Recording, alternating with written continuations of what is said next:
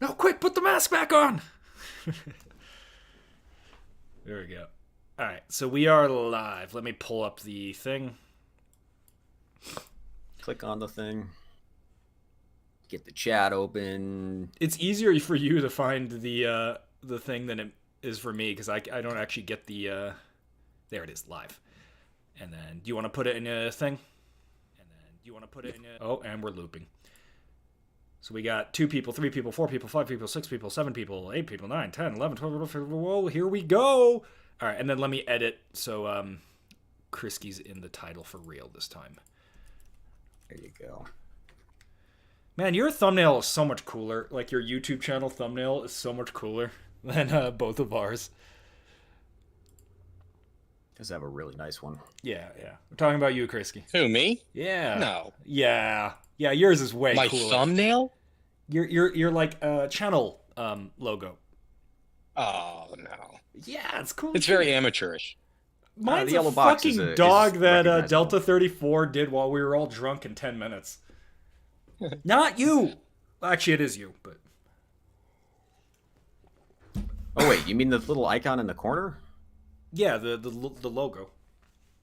Oh no, I don't even have the dog one. Mine's the one we put in a fucking AI generator or something. You mean, are you talking about the watermark? The your channel logo. Oh, the logo itself. Yeah. Nah, dude. I have the restless AR, the tinkering syndrome, and it's all I can do not to change it every single week. And I'm Mine like, is people have still to, they're the gonna dumb one. not know who What I is am. yours, Hop? I already forgot. Is yours the just... All I can think about is the bouncing hop. Just my channel icon. It's just It's just you like with an the old pistol. picture of me. Yeah, that's Yeah, right. it's an ancient one. It's me shooting a Strike Industries mass driver pistol. I don't even remember that. That was a while back. It just happened to be a really cool fucking still. Hop There's loves a Bud Deus Light. Ex edition version of that. Ooh. All right, so let's do an audio check here. If anybody in the chat wants to tell us how good the audio is, and also we are not currently on video. If that's Yeah, something I'm on you're the thinking to do. logo right now. Okay, No. that is a sweet logo. Yeah, so I just sit on that until we're ready to start because lets you guys scratch your balls. I guess I next could to turn this on my TV over here and mute it so I can. Audio is Stare as at it my usually is. That sounds it like it's trash. It sounds still like bugs me gas. that the LCAN in the want picture it to is be a a lot better than 1.5 to 6x, not a 1 to 4x. Wow, Alcan Flex is That's- pretty cool in the picture. Yeah, but it's it's the a wrong lack LCAN. of attention to detail. Crispy audio. All right, let's go to video. Let's see how it turns out. Blip. All right, everybody look cool all of a sudden.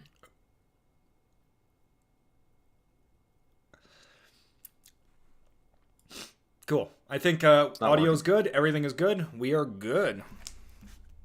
I'm good to take my mask off now? Yeah, now you can. You mean Now you put can your just mask on, right? That's how your permanently face dox always yourself. looks. Yeah, go ahead and put the human face on so you don't scare the Yes. people away. I So, really should have thought about that in advance and ran with something there. So, what are you fucksticks working on? What's your next big project? You were teasing us, Mr. Kriski. Oh man, I've got a lot in my mind, and it's just where's the motivation and time to get it all done? I think I've been entertaining the idea of a live segment, sort of combining the shorts with the news segments I do, and then adding a little bit of humor, having some of my buddies on, and being able to have like live call-ins and things like that. That'd be pretty fun actually, because people like to really talk with. Yeah. Gets the people going, I guess you could say. Mm-hmm. And it's kind of a void that's not really being exploited. The whole call-in thing on YouTube, at least, ever since they got rid of old AJ, lost the art form. Yep. You know, it was a lot easier when you used to be able to. I talk about this all the time because it bothers me. You used to be able to go instantly live on YouTube using Google Hangouts, and you could just get guests on super easy. You That'd could be have a fun. big group call. It was awesome. Hmm. They nuked that feature because it's Google. Google likes to turn features off for no reason. But I think they're prototyping a new version of that, which is going to be like Instagram Live, where you can have somebody on. But just another instance of YouTube trying to be Instagram. So I'm pretty sure it's going to be one guest at a time only, which means that's not going to help us out. No. But yeah, that's always fun. I don't know. I mean, that's kind of a cool thing to do on Instagram is go live and just have people pop on to say hello. But it just works better on YouTube because YouTube's more of a content server. Instagram is more of a weird nightmare I can't wake up from. And just the amount of comments and interactions you miss on Instagram as a platform when you're live in comparison. Also, Instagram is the biggest trash program of all time. Hop really likes it. I think he has some. He'll fight it to the death about how much he likes Instagram, but every once in a while I'll find some secret folder and it'll have messages in it from like 4 years ago. People being like, Hop, this is a time sensitive question. I need to know right now if I should do A, B, or C. If I don't, my family will be killed in front of me. And I'm like, hey, sorry I missed this. Hope everything worked out. Send the picture of the graves back. Yep. Woo, shit. Sorry. This isn't my second secret folder that I was not informed existed. Okay, yep. Cool. And you'll figure about that 3 years later. Dr. Noblex says, Hop, Ian has a collection of old firearms books on your shelf. What's on yours? Those are not books because I don't know how to read. They're old PC games. What are we drinking tonight? We already know what Hop's drinking. Do you? It's a Busch, right? It's not. It's a Michelob Ultra. I'm worried. I haven't heard anything about Michelob Ultra. Hopefully there's still a kosher beer to drink and nothing weird happened. Yeah, Where's Quake, Hop? I don't have a copy of... Oh, I do have a copy of Quake. Piss. Yeah, but I don't have a big box copy of Quake, I don't think. No. Surely if I did, I would remember having a copy of Quake. I just have the hole here. That's always the issue, man, especially after drinking too. Your guitar behind your right shoulder when you're slightly over looks... No, go back. You were positioned such that you saw two of the things, and it looked like two little glowing eyes in the background, and Sokko's about to kill you. Oh, he's at one of his other families right now, unfortunately. Oh, how does that feel? He's cheating on you. An awkward angle, isn't it? Look at that. Yes. All right. I think we're about ready to we're about at capacity. A cup showing. There we go. Perfect. Yes. Looking svelte there. We got oh shit, fuck, I fucked this up. We got Fox9 with 20 doll hairs says, Krisky is the man. Hope you all have a great stream tonight. Well, we got all the boys in town, so I think we will. Thanks for the $20, man. Krisky is a man. Thank you. Us. We checked. We checked. We got tricked by the face mask. ACOG hot or not? Tepid. All right, you want to... The optic's so hot, it's not even on a rifle right now. Why do you keep buying ACOGs as a very lukewarm ACOG person? Only ever bought one ACOG, and then I sold it, and then I bought it back from the guy that I sold it to. So it's still my original ACOG, the only one I have ever owned or will ever own. I don't think that's how that works. Definitely how it works. All right, so... Hop, you ever going to get your hands on a Star Megastar? I've had a Star Megastar for like 6 years, dude. Love that gun. The gun is worth almost as much as the magazines for the gun. Anyway, alrighty. We ready to introduce our guest? Yeah, This young up-and-comer that no one's heard of. All right, everybody. Welcome to this terrible live show that we're doing. We are here with Risky Krisky, one of the, I would argue, one of the foremost voices of gun culture 4.0.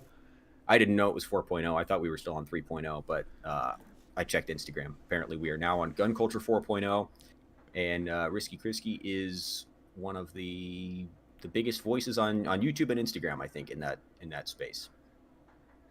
Well, that's a little bit weird to hear. I just literally repeat everything I see on Instagram and just put it into videos. I have no real considerations or thoughts of my own. Yeah. He's just a content aggregator, but he's damn good at it. I'm going to need you to explain to me what the fuck gun culture is.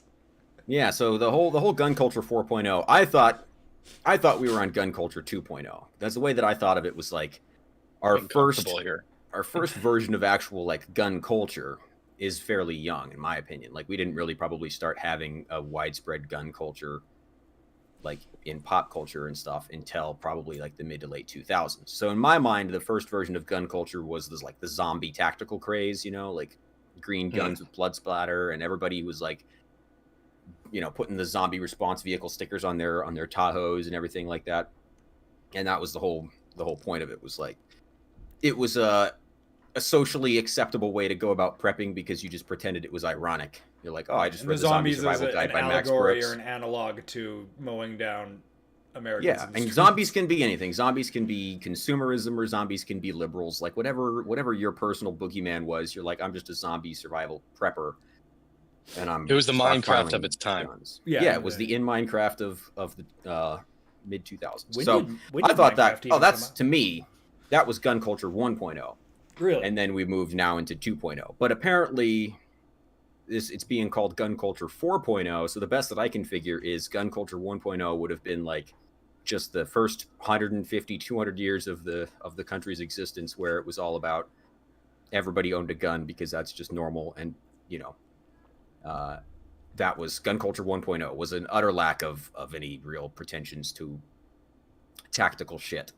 Gun culture 2.0 would have been zombie survival, and maybe the more socially adopted prepping. Gun culture 3.0 is the tactical shit. Everybody wants to be an operator, night vision, JPCs, that kind of stuff. And gun culture 4.0 is the current thing, which is Minuteman stuff, which is, you know,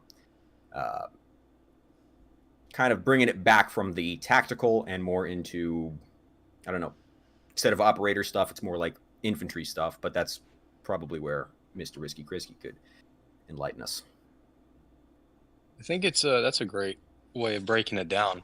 Just it's sort of obvious now looking back, but it just follows this whole, what is the topic of the 1.0, 2.0, 3.0, 4.0? It reflects the culture and society of the times we're in. Back then, we hadn't had all the same events. We weren't expecting all sorts of crazy shit to go down to the level that they have. So what were we prepping for? I don't know. Something down the road that might be small percentage, but it's still a percentage, and we like to go do gun stuff and prepare so we can get away, like you said, with this excuse of zombies or whatever. Now I find, or, you know, when I started my channel, I found that I was searching for things that weren't there. So I was searching for nut and fancy style long form content and discussions on things that related to what was going on at the moment, not 10 years ago. And what did that look like? It looked to me like we were going out of that SHTF focus and more towards how would somebody that specifically wants to address the tactical considerations that would be prevalent and make a difference for the good, how would they go about that? What can we take from the best from law enforcement responses to emergency services, whether they're medical or dispatch or fire or any number of other things, just such as communication skills, how to build a network. Because it's more than just having the tech. It is having to know people. You have to know what's going on and have some level of intellect and, I don't want to say negotiating ability, but communication skill and outgoingness, or at least, you know, be psychopathic enough to pretend to manipulate people in the time, right? But not to go down a tangent. It's broad spectrum, and I wasn't seeing that. And I think who knows where it's going to go from next. I think it's going to get even more hyper focused on very real threats and how we can address them in a way that you and I probably feel uncomfortable with talking about right now, because there's not an avenue that somebody has blazed through for us to follow in their path. Yeah. I think we've kind of become steadily a little bit more sensible in a lot of ways. Like there is an element I think Brock and I have talked about before, which is that mostly this is a hobby. Like we like guns and gear. We like practicing those sort of martial skills. We like shooting stuff and learning new skills like that. But we also need to have some sort of excuse for it other than just like it's fun. I like doing it. It really does help people to have an excuse. And you can say it's not an excuse, it's a legitimate concern. And certainly our current focus as a community, I'm not saying all of us are doing this necessarily, but the community's current focus seems to be a lot more sensible. Certainly makes more sense than operator shit. Like, no matter how much, the world goes to shit, or no matter how much I've prepared, there is no eventuality where I'm going to be getting inserted by a helicopter with my fucking battle belt and plate carrier, my HK 416 or whatever. That's just never going to happen to me. But our current focus is a lot more grounded, and certainly all of that was even more grounded than the zombie shit. But before that, of course, it was just about hunting, and hunting is very grounded. So I don't know. There's been a parabola. We got a little bit crazy there for a while in the 2000s, and now we're getting a little. I think we're seeing realistic. it like across the board with gear. I have no idea if this is part of gun culture. I still don't fully understand the gun culture reference. Which one's which? Can I give you a quick cheat sheet that'll really help you out? Okay. I can't believe you said parabola. I just don't. It's impressive. All right, give me the Nice cheat word. sheet, and then I'll get All right. into. Gun culture 1.0. People own guns to kill deer. Gun culture 2.0. People own guns to kill zombies. Gun culture 3.0. People own guns to kill Osama bin Laden. Gun culture Okay. 4.0. I'm tracking. Yeah. That's Gun for culture prepping. 4.0. Redacted. So we could say that generally speaking, the prep videos and the I don't know if it's the ethos of us three's videos is somewhere between gun culture 3 and 4, with Krisky being probably more on the 4 end kind of thing. Okay, that sounds about I'm right. still zombie survival prepping, dude. I don't Okay, know you're about still you guys. zombie survival prepping. Okay, I just watched. I got drunk last night and watched clips of fucking Brad Pitt zombie movie last night because I got bored. Oh, I think we see that in general with a lot of stuff, right? Because I think, at least looking at it, prepping for zombies is dishonest, and prepping to kill Osama bin Laden, doing all this tactical shit is right completely impractical, right? It's we came on both sides of the thing, and then we're kind of slow. The little metronome thing is slowing down towards a potential optimal or at least reasonable middle ground, right? Because we saw initially like 2-gun rifle loadouts, we saw ultra heavy kit, we saw fucking all kinds of crazy stuff, and then we went full minimalistic, and then now we're coming back to this. We started with full-blown plate carriers, then we went to micro rigs, and now we're coming back to not full like jungle rig setups, but like something in between that, right? It seems like a lot of the things in gun culture in general, we start on something that is probably akin to the military, and then we go to something that's probably too minimalistic, and then we kind of come back around, and every time we get a little closer to what might really make sense. And then at the end of the day, the secret sauce answer is there's probably nothing that really makes sense. So at some point we'll circle a perpetual drain of just like lightweight military like this, and all of them have their upsides, right? I think we're seeing some of that, right? Because like even with optics, right, it keeps going like red dot, all the magnification, LPVO, red dot. And if you want to like get into the gear side of things, I think there was like during that like very tactically focused operator type of thing, there was the gear that was very much like just aping what the operator guys had, which maybe you're not going to go completely wrong with that tactic, but it's still not probably the best use of your time and money. But there was also, I think, what we saw a lot of, and you and I have talked about this before as well, same thing with like micro rigs or like dank robber rigs, low profile rigs, stuff like that. A lot of it was like gear that was specifically tuned towards training, which was, as you said, like the 2-gun thing, like a lot of like rapid transitions between primary, secondary, and like shooting around VTAC barricades. Like people were specifically buying and creating gear for that thing. The whole VTAC thing was like, the VTAC is a great training tool to teach very specific things, but it gets weird when you're buying hand stops that work on VTAC barricades and VTAC barricades only. Sorry, I interrupted you. But. Quite weird. Yeah. And then, like a lot of the, like that last generation tactical nylon stuff, right? Like if we're going to, okay, I guess we could just break everything down into gun culture. GWAT era chest rigs like Velocity Systems, then the operator / 2-gun style chest rigs like a lot of Haley strategic stuff where it's like, yeah, 6 pistol mags, fuck it. Just pistol mags everywhere. And now people are like, you know what? Actually, I would like to have a beefier chest rig with more large GPs, or a lot of people are doing chest mounted water just to piss me off, that kind of stuff. I don't know, like he has I a don't lot think of I've ever strong seen opinions Risky about a Krisky lot with. of things. I'm very strongly opinionated, but I've never seen Risky Krisky running those those 2-gun rigs. Do you have one of those, like a dank robber? You know, like the tactical Wonder Bra. You know, The my dank robber. cameraman. Which one's the dank robber? I've got a Well, bank maybe robber. the I've got a dank robber's spiritus. the dank robber is like a knockoff of the Spiritus bank robber. It's like even more bizarre. I just don't like a lot of pistol mags. That just grosses me out when I see. I think you're in good company there. Where it's just like, what? Why do I need more pistol mags than rifle mags?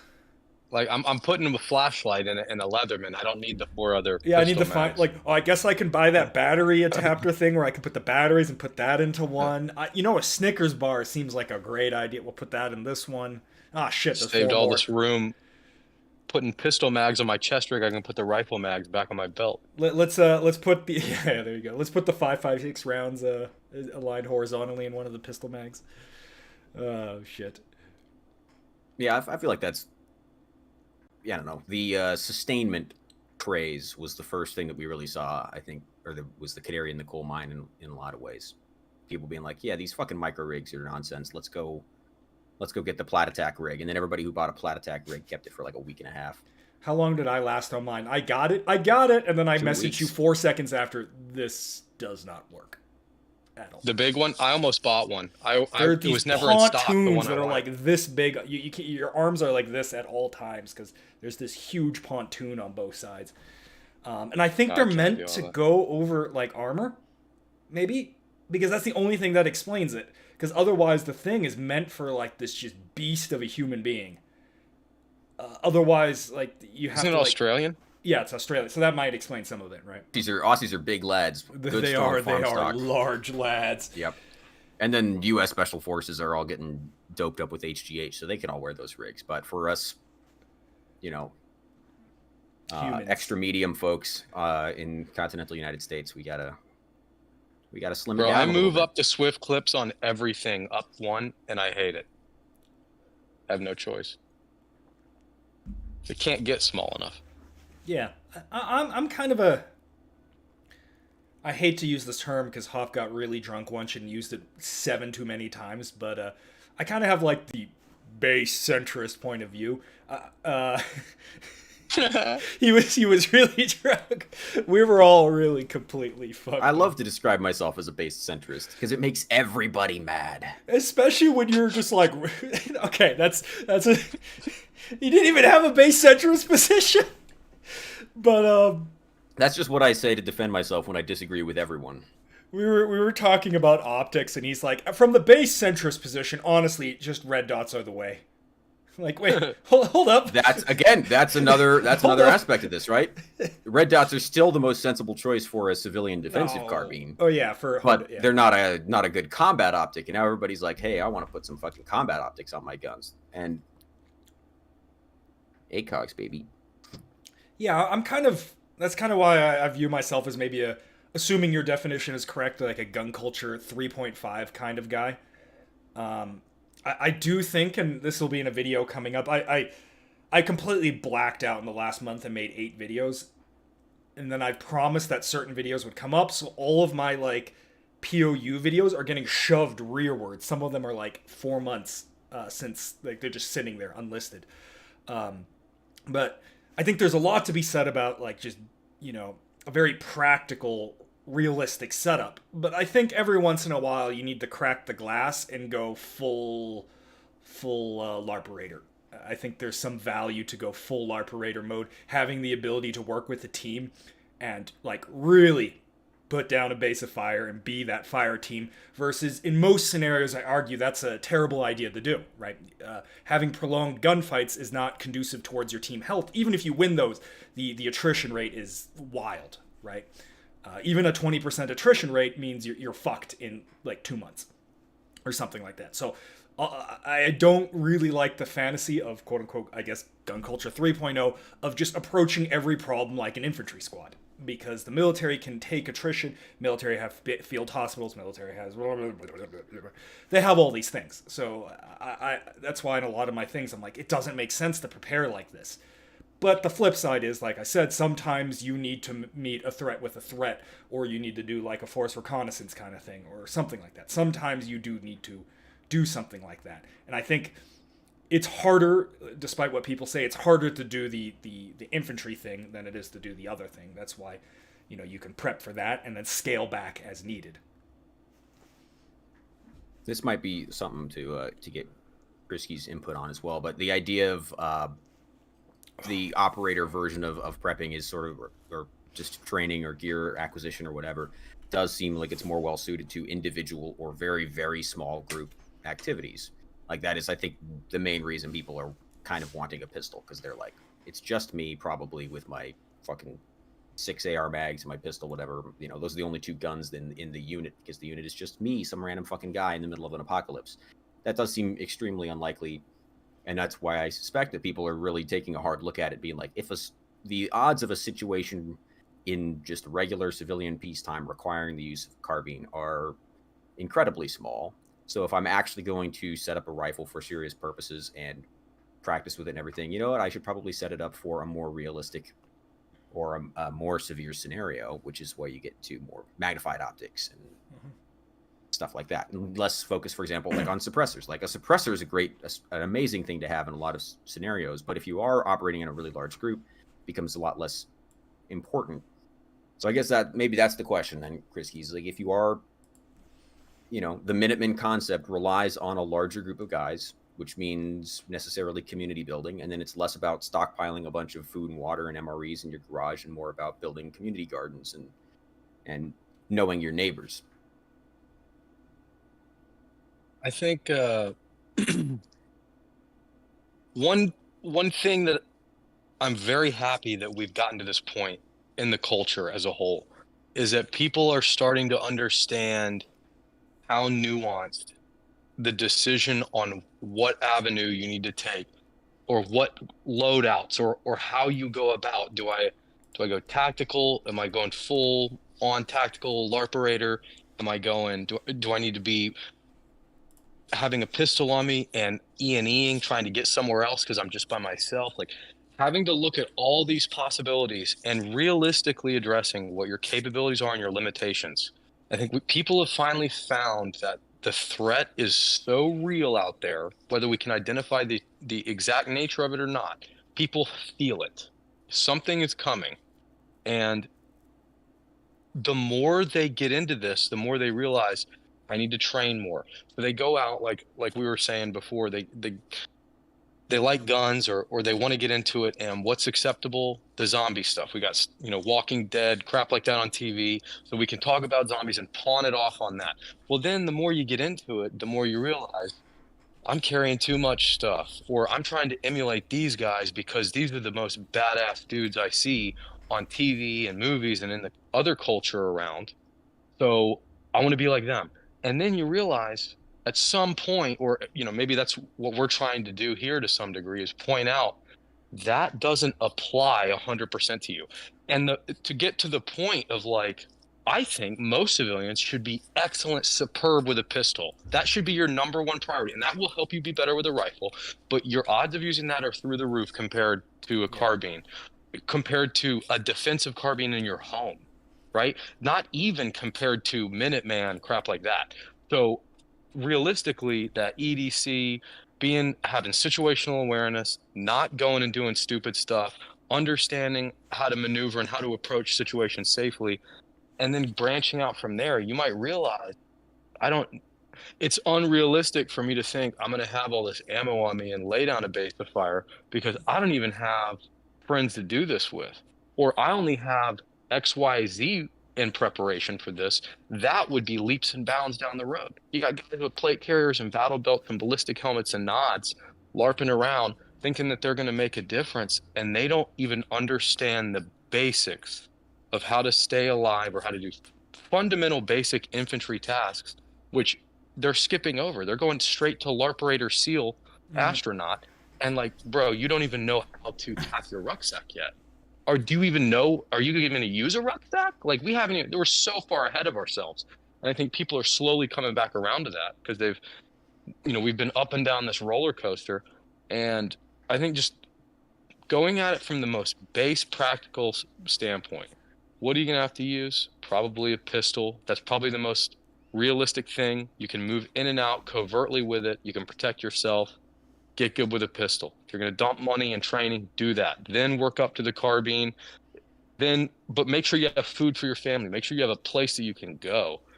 And then go from there. But pretending we're something we're not, or just following whatever the whims of the TV or the Instagram channels are, that's only going to cause you to spend more money or go down a path, and you're going to have to divert and double back and find the right way. And the right way is somewhere in the middle, like you said. We've gone to the far extremes, and we're sort of coming back into the realm of this seems like a good way to be in the culture. So Do you think that that probably guys? made no fucking sense. I think that made plenty of sense. This is kind of the impression that I get, that guys, even ones who are aspiring towards, kind of the more Minuteman mindset, are still have a kind of an unrealistic idea of what their capabilities as an individual or a very small group are, or what their responsibilities would ever be if they were operating in that capacity.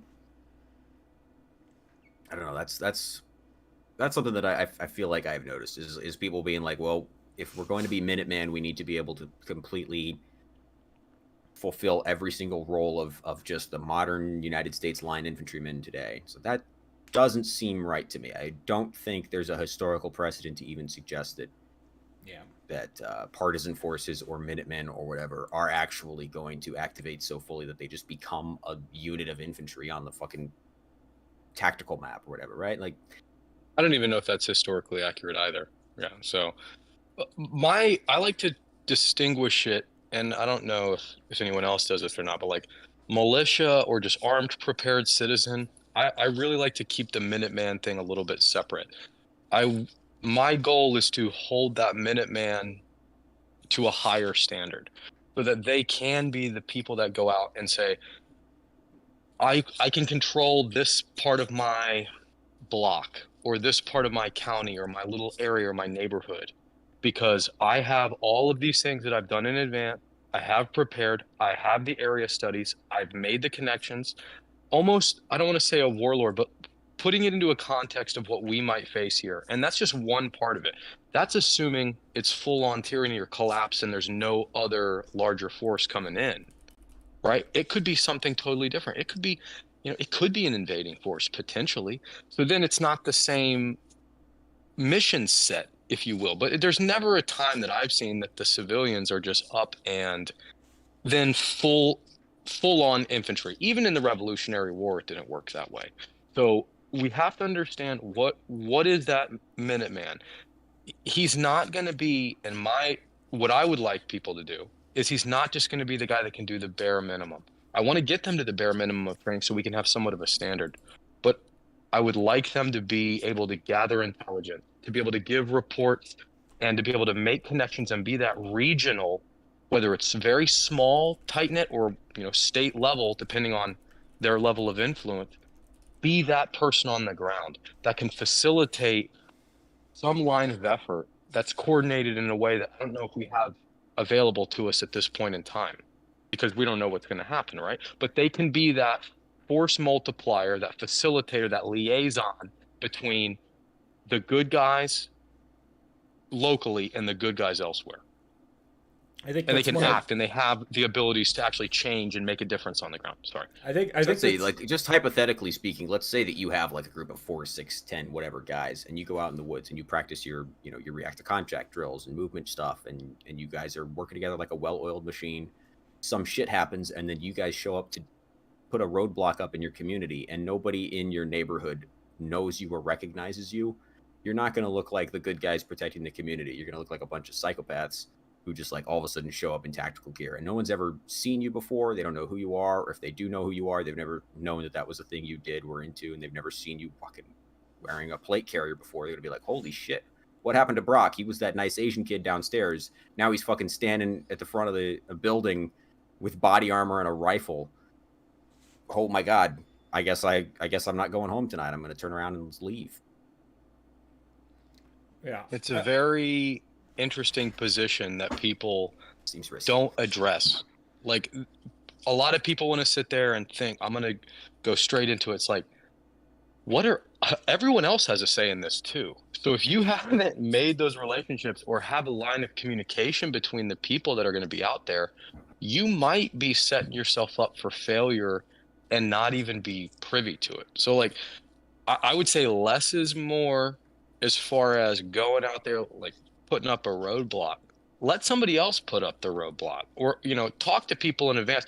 If that's your first move, you probably aren't the good guy. You might think you are, but you're not doing anyone a service by going out and making these decisions without talking to people and just assuming responsibility of being the local enforcer or whatever. Mm-hmm. For sure. I think there's a lot. Yeah, I guess that's the thing. You would look at your group of guys and like, look how tactically squared away we are. We are fucking ready for this shit. But that's not probably. Well, it's not the only thing. There's no. I think we talked about this before. Like, there's nothing wrong with having a certain thing well drilled in practice. Like, that's not to your detriment. But there's more to it than just the tactical side, or the having body armor and radios and shit. Yeah, I think that's. I kind of view it. I like viewing things, tier based. Like, first off, Krisky said it already, right? Like, get your handgun skills sorted and prepare for a much less unreasonable and much more likely scenario, which is just local minimized civil unrest, and then build upon that, right? And I think if you view it, or at least when I viewed it that way, it creates things that are much more reasonable, right? We talk about the boog, and in order to survive the boog, what do you need to address first? Well, you need to address food, water, and survival skills. Then what you need to address from there? Well, then you need to address local immediate defense, right? We're still, we've gone through like 12 layers so far. We still don't have react to contact, 1 alpha drills yet, right? So it takes a lot of time to build up to that point. And I think the issue is a lot of people don't understand the reality of statistics, and the fact that you're not the main character. You're only the main character in your own story, so to speak. So for starters, let's pretend you are just the hottest shit motherfucker. Even with 80% success rates in a fire, right? Like, you win 8 out of 10 firefights. Right? That means you're gonna die fairly soon. If you're fucking fighting every other day, you're gonna be done within a week or two, right? And most people are not the hottest guys on the block, right? They're not hot shit, and they're like, even the most squared away guys having like a 60% success rate. So when you consider that, even in a larger group, because I hear this talked about a lot, like my 6-man, 8-man team, even with a 20% or 30% attrition rate, right? You're going to be useless in 1 or 2 gunfights. So to me, I think a lot of times you need to view all of this stuff as a once or twice of a lifetime, or of a boog time, if you want to call it that, situation that can occur, so to speak. I don't know. I don't know where the fuck I was going with that, but I think some moderations of, even if you're really on it, of what you can really pull off is probably relevant, because anyone that's alive at that point probably knows their shit. They either learned it, they're extremely lucky, or probably a combination of both. I mean, one thing I like to point out to people is, what if you have this scenario, and you can name any scenario, tactical, BQB, you're out patrolling in the woods, you're going to go do some guerrilla attack or hit and run. What has led you up to this point? Because it doesn't just happen. You're out there cutting down trees to make a blockade and have a position where you can stop cars and checkpoint. Like, if that's your first move, you fucked up. So you're not the good guy if you've done that, or you're so ill prepared you're gonna die. So there's things that have happened, and if we're not addressing those and working within the confines of what's led up to that, and understanding that that's going to be more than the combat. historically speaking, I don't really see any reason to assume it's going to be different. Most of the time, it's going to not be combat. It's going to be waiting, walking, trying to deal with some mundane activities, just survival. So the whole notion of we need to have, and I'm guilty of it. I bought a few back panels, for plate carriers in my day, but like, what am I doing with that realistically in a boog situation? Am I even going to wear it? Who's going to use stuff on the back? And where are we going to do all of this? So yeah, there might be a couple of cherry pick scenarios in my head, but the majority of this is going to be making smart decisions to avoid conflict, to avoid overwhelming disaster under horrible odds, and to live to fight another day. I think people get confused the Minuteman, and maybe it's my fault for leaning into the Minuteman term, but I think they confuse what I'm saying with is we're just going to sit back and let the tyrannical forces trounce all over us and we're going to do nothing. I'm not saying that, but I'm not going to go tell you to do anything, because even if I thought you should, you're going to get destroyed. That's not a smart way to do any of this. And you're not going to stand a chance if you approach it that way. So we have to sit back and be smarter and have a little bit of longevity in mind, because if we want to have any impact on some conflict as fighters or whatever, once that rule of law is gone, we have to still survive and live day to day. And people lose track of that. They say, oh, you're going to sit back and do nothing. There's going to be a lot of doing nothing. You got to survive to even get to that day where you fight, if you ever will. Mm-hmm. I think kind of just a case of be careful what you wish for. If people are like really getting into the whole Minuteman thing and being like, hoping for that scenario where our Canadian neighbors to the north, their country's overtaken by some ultranationalist government, and all of a sudden Canadian troops start pouring over the border, hypothetically speaking. And you're like, all right, here we go. That's one hell of a fucking scenario.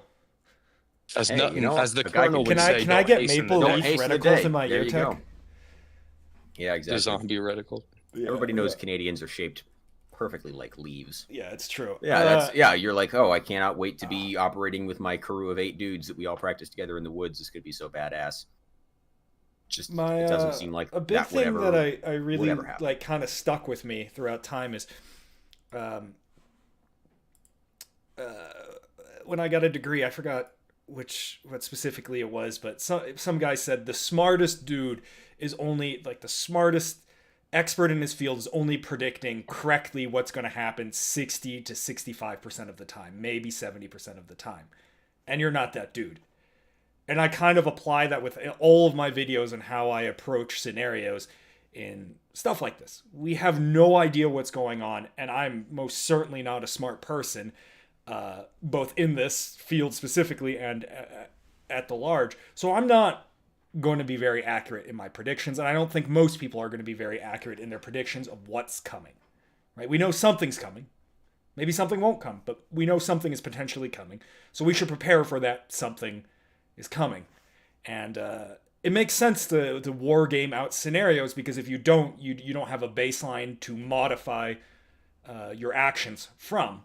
But I think it's also important not to get overly caught up with hyper specifics like, the ultranationalists are coming, or the not that you literally believe the Canadians are coming, but to hyper specify on these tiny little itty bitty things. You can train specific mission sets, you can practice certain specific gears, but I think if you get hyper focused on stuff, and we see this a lot in the prepper communities where one group is ostracizing the other side for not prepping for the right thing, like, you stupid fuck, if a nuke goes off, all that shit's useless. Or like, why use comms? Because a UAV fucking overhead and ISR is gonna hack that shit in 4.1 seconds. Without realizing that, like, hey man, there's a wide, broad spectrum of things we're preparing for, and, good chances we do get clapped. But if we don't, we're intelligent human beings that can adapt to the situation from our toolkit that we prepared with no knowledge of what we're going into, and adapt, jettison, or find, or adapt certain aspects to do the task at hand. So I think it's sometimes, and I'm seeing this in the comments right now, people are getting really wrapped up in some hyper specifics, and I think that's a dangerous route to go down. Yeah. sobering and not very exciting, unfortunately. I don't know. Let's do a fuck. Let's go raid the Capitol. I played It's those boring Modern being Warfare in the 2 middle. missions so much, you know. The base It's center is boring having to positioned. take the middle and be able to flex both ways, right? And to not overcommit. It sucks, but it's kind of like the name of the game. You have to be a Sorry. Go ahead. jack of all trades, master of none, because none of us know. Anyone telling you they know is lying. I think it's just as likely that we get a shitty Mexico situation where, life goes on in perpetuity, and what you're preparing for is, just shitty Detroit nationwide. It is a non-zero probability there's not any fighting at all. Oh yeah, that too. Just yeah, absolutely. things get a tiny suck. bit worse And I every think year. I think it's worth considering that a non-insignificant portion of your preparedness plan is this as a hobby, and a non-insignificant portion of it is also just like there's some mental maturity to just being prepared, even if nothing ever comes out of it. So that's cool too, in my opinion. The adult thing to do would be to, Raid the Capitol. The responsible adult should be, This is my responsible channel. What for the their fuck own am I saying? safety. Yeah, exactly. This is why I feel like I can just say all sorts of nonsense on here because it's not my channel. Yeah, this is well. channel. That's why I'm gonna get this. It just. No, Fuck. How about these I'm gonna whip out the Krisky Kalashnikov. But yeah, like the adult thing to do is to be responsible for your own personal safety and like, you need to be responsible for the safety of your family and your immediate surroundings, and you need to be responsible for if something bad happens, you've got food and water and, flashlights in the house and all that sort of stoves. You got to have a lot of stoves. Somebody That's really a likes you non-negotiable. gotta stoves. have a lot of stove. On our Discord, somebody really likes stoves. Our buddy Starve, or as we call him, Starve, because he loves stoves. He really likes stoves. If you need stove recommendations, I can put you in touch. Is all I'm saying. Anyway, he knows. yeah, I got one. One of the most responsible things you can do for your future is to just invest, like in a build framework. credit and have a job. I mean, that's kind of how I view it, because like we don't know when this is gonna come. So like obviously make preps now, but don't like blow the fucking crotch out of your future because you're buying all this shit now and you have no ability to build a life. Term. What, you want my fly-by-wire term back again? I can do that one Yeah, too. there you go. The crotch blowing. I like future that your future is like a pair of pants. And since you didn't spring for the $400 cries with the reinforced crotch gusset, you're gonna blow it out if you stretch too far. So it's worth. See a magic prepper. It's worth mentioning. Yeah, you also want to make sure you're prepping for the very real possibility that we have that shitty Detroit scenario, and man, having a retirement planning, being able to move out of the city and just kind of chill is a pretty good exit strategy in a lot of ways, because we don't know when it's going to come, whatever it's going to come. Also, I don't know. I can't afford We're property going in the circles country now. because I bought night vision instead. Sorry. I mean, you can't afford property because no one can right now. Holy fucking shit, I'm trying to buy a house. It's not. Yeah, not anymore. Nobody can. Prep to find a wife and family. Okay, I didn't say go that far. Like, I don't Never think they've know. stocked those on Venture Surplus yet. So if they ever find some surplus military wives and they put them in stock at Venture Surplus, then I will. if they're on sale. I don't know. I'll get a used condition one. I'm not going to cheap out and buy defective condition because I want. Probably some cheap I wanna be able to Ukrainian use ones it. coming down the pike. That's true. Of all the surplus we're going to get after this conflict is over, Got any of them Ukrainian women? Oh, shit. www.venturesurplus.com/wives. I'm chalking this up as the end of this topic. Yeah. Unless you got Risky, you're the guest, the maid of honor. What's your closing statement? I'm good. I don't have a statement. Stay in the middle somewhere. Don't overcommit. Don't yeah, there's no need to go. Can I say full? Can I go that one? The full retard? Can we say that? You can say Don't retard. do that. Don't go full retard in your selections for the boog, right? Just take a middle road. You don't have to blow all your money. Get food and water. Be able to live, right? The odds of you getting into a gunfight are slim. The odds of you getting into a Fallujah gunfight in the boog at night with nods are even slimmer. It's cool just to live. That's cool as well. The odds of you needing to pay your mortgage this month are Stop spending all your money on very new high. cars. Yep. Blowing out the crotch of your pants. You're going to need them replaced. Having pants is cool. Yeah. It's better than not having pants. Don't blow out the crotch of your future is what a wise man, one of my old Don't man buy used to say. $400 combat pants. Buy $20 pairs of Wranglers. I don't know how much Wranglers cost. I haven't worn jeans in 15 years. All right, let's bang out some of these questions. And Krisky, feel free to jump in at any time. I'll try to, because there's a lot of them. I can't see any of them. I'll read them out. I'll read them out loud, and then you guys can chime in on it. Okay, Dr. Noblex with 2 doll hairs. He says stage 1 was assault weapons ban, and before second was GWAT. Stage 3 was Punisher, and stage 4 was now. There was a lot of fucking Punishers. Holy shit! Thanks for the $2. The Punisher. Dude, that was the era of the Glock end plates. You guys remember that? Yeah. Oh, When yeah. Glock store was like bumping. Bumping. Lenny McGill just everywhere you look. I remember when I had to buy Glock accessories off a Glock store. Yes, it's a pregnant dude. Or that's just, or it's just making fun It's a of Bill fat Gates people. emo. No, they have an emote for everything now, including the bearded pregnant man. Oh my god, it does say pregnant man. Look at that. All right, Yeah. Party Rob 117, $10. No comment, just supporting the show. Now you can give us more money to buy stupid shit instead of blowing out the crotch of our future. An axe to grind. So thanks for the $10. An axe to grind, $5. It's nice to see more trans men getting into firearms. Thanks for the $5. Fuck you. Surely. Sale at $20 with the unique characteristics of civilian use cases and limitations as well as the that's a lot of stuff, as well as the advent of light battle rifles, the SFAR. Could battle rifles be ideal for small civilian groups preparing? That is something I am looking to explore in the near future. Hop has already sort of done a battle rifle video really recently. What is it called again? The SIG one. The 716. Yeah, that was basically a battle rifle for most of its life. Don't spend 2.5 years obsessing over how you need your sustainment rig with 6+1 mags, and then go fucking switch to 308 and cut your ammunition carriage in half. That's wrong. More bullets. More bullets. Yeah, I made that mistake with a SOCOM 16 early on. Oh hell yeah! That's Fear the, not, you have an M1A. Fear not, Hey, you have know an exactly where I got the idea. Yeah. Thanks. This is fantastic. We should do the rest of the show should just be us talking about Nut Fancy because yeah. I We should think just make we it are a the group 3 watch session biggest of Nut the and Fancy classics. fans. Yeah. I got a Spyderco around here somewhere. Yeah, no, I got Oh hell yeah! A little Boom. zip tie action. instantly. Oh man, I still most of the time carry that the Kershaw Knockout, which is one of his like recommended knives. that I have bought, the and I was like, this is the orange. best fucking knife I have ever. the orange wave, the Leatherman wave. You know, he liked the orange one. He's the reason I bought a Gerber dime, the little tiny Leatherman tool. Fucking go. Yeah. Dude, He's the reason why Hop's really into oh my watches. god, this is amazing. We all have so much in common, or we have one thing in common. We're but it's all you all need. Nut and Nut and Fancy's Fancy. lost. My man drives a Hayabusa, dude.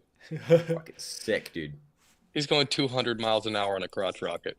The Colonel. I love it.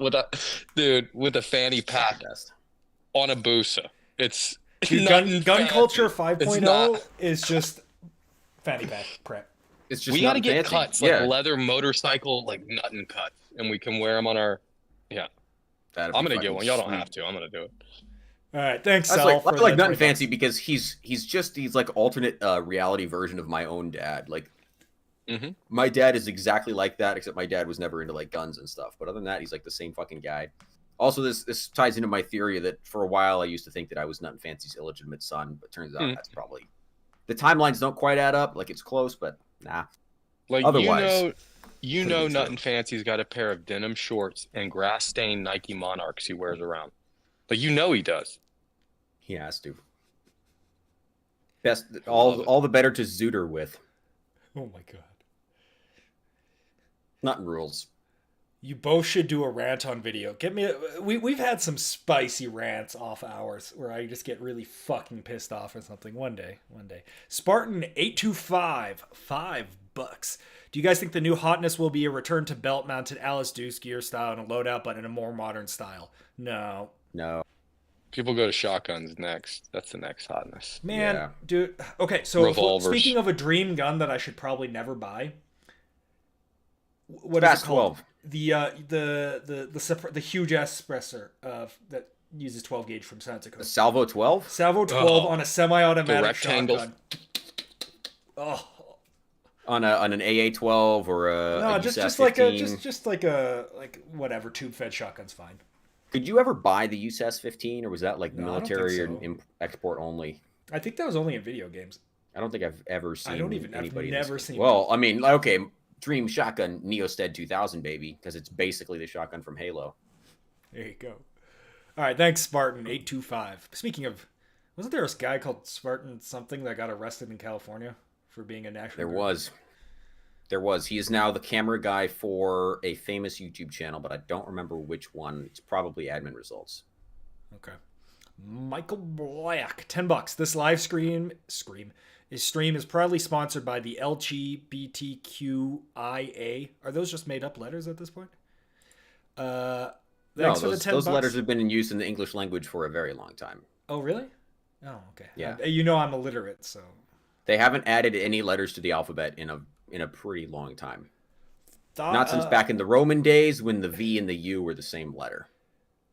SCC President, $4. Thought on the fiber optic red dot Meprolite M21. My really Please close friend has don't. one. It's a piece of shit. Don't buy a passively illuminated optic. That means the Meprolite M21. That means any of the dual lume RMRs. Do not buy those unless they're a historical curiosity. As a historical curiosity, the old Trigicon They reflexes look are cool. really cool. They look like the Trigicon SRS or whatever it's called. The Yep. generic My video video game optic. about the Trigicon reflex will be out on There you go. Saturday, I think. So just watch that video, live vicariously through me, and know that I got rid of both of those optics. I was borrowing one and I sold the other one. They're fun to think about, but not to actually. I had an RMR use. like that. I got rid of it too. No thanks. Yeah. The, I dual bought loop that. Owned RMR it for two days. I'm like, God, this Yeah, fucking blows. ooh, this Sold fucking it for like terrible. $1 Yeah. The dual loom RMR is the only red dot I've ever looked through where like it seemed like an astigmatism problem or something, but it was like debilitating. I couldn't focus on. It's slightly out I of could not focus get the for some dot into people, focus. yeah. Yeah, it was just always a weird blur to me. Yeah. Michael Black is back. I see a roadblock and raise you an IED. I raise you checkpoint gun. Checkmate. Checkpoint gun, SCC SCC president is back at it again. Oh, hold on. Jesus, these things are flowing in fast. God, we got to go faster. SCC president, $2. Do you ever lurk Telegram Ukraine war footage? Dude, I didn't even know what Telegram was until 2 weeks ago. Anyone else? I just get third hand. People just feed me footage. You didn't know what constantly. Telegram was till 2 weeks ago? I knew roughly what it does. He's but not smart, dude. Unbelievable. He's not an intelligent person. I know what Telegram is, but I don't quite understand the appeal, to be honest. I just go on K and then I see 26 threads with the exact same video. And then I watch it once and I'm like, yep, this is 4 pixels by 4 pixels and I can't tell what the fuck is happening. What a wonderful use of my time and bandwidth. I just talked to poli-sci friends. And then you go on K and see a post like, Hop is fucking retarded for liking or hating the LCAN. Followed by a post is, Hop is really cool for liking the LCAN. I stopped watching Ukraine videos when they started bringing the sledgehammers into them. Those I'm all were, tapped out. Yeah, especially when they put it on GIF format on Discord and I'm just scrolling. GIF. They Like, put it on a Jesus GIF fuck. on Discord. People. That's why I'm not on Discord very often. I had to get off. I Like, was it's a little too much sometimes. Oh no, we froze. Okay, we're back. Thank Jesus. Unpopular Butthole. opinion, but I'm not the biggest fan of war. Like I love war. I love learning from war, but I don't like the actual results of war. I don't really want to deal with it if at all possible. I don't know, man. Fucking. Maybe I'm just a weenie, but like I You're don't like just watching, who are you? You don't like war. I don't like watching You're clearly videos not a of like politician. I don't like watching videos of like young men getting blown up and having their guts fly out. Like I'm not a fan of that shit. Even if I don't like them, it's not something I'm into, right? Like it just I doesn't. do like watching tanks. doesn't blow do each it for other me. up, though. Once you have the metal barrier to separate the human from the thing, I might be. A Dude, little fucked that up, is terrifying when it just is like a jettison of smoke when a and Russian flame coming tank out. does I'm a like, Russian man, I'm tank glad I'm thing. not in Yeah. there. Dude, that's a shitty way to. Some of those are a shitty way to go. I would not wish that on anyone, but I can't. I will say this.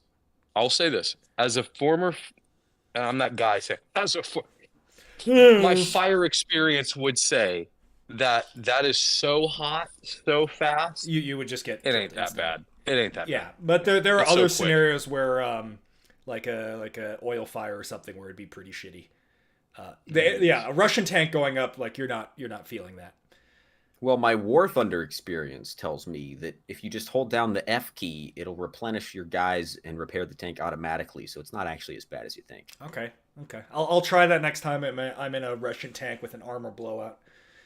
I'm pretty sure ammunition War blowout. Thunder is being sanctioned. Actually, has War Thunder been sanctioned? They sanctioned Strelok Pro, but not fucking War Thunder. Well, that's where we damn take it. his IED that he was talking about, and we raise him an EFP, and then you can take that armor out. I like my checkpoint gun. An M1A checkpoint gun counters all. Yeah, why Butters- would you explosively form a projectile when you could just shoot a 308 out of your M1A SOCOM? That projectile's already formed. That's another dream gun of mine. M1A SOCOM with an EOTech? No, the M1A from DayZ, the DMR Arma 2 configuration. All right. All Fine. right. Butters says, with 5 dull hairs. Brass, Krisky, are you open to videos on more covert tactics and preparation? Literally just finished one. I think for the majority of us there, it's a little more applicable. I don't like getting into hyper specifics, because that just ain't my thing, but I like quote-unquote wargaming it out, where I discuss broader stuff like the stuff. Krisky, are you open to more covert tactical and preparations video? For the majority of us, it's more applicable. Go. I'm getting alcohol. Yes, I like the idea of more covert training and topics. However, I'm not some former CIA asset or special forces operator.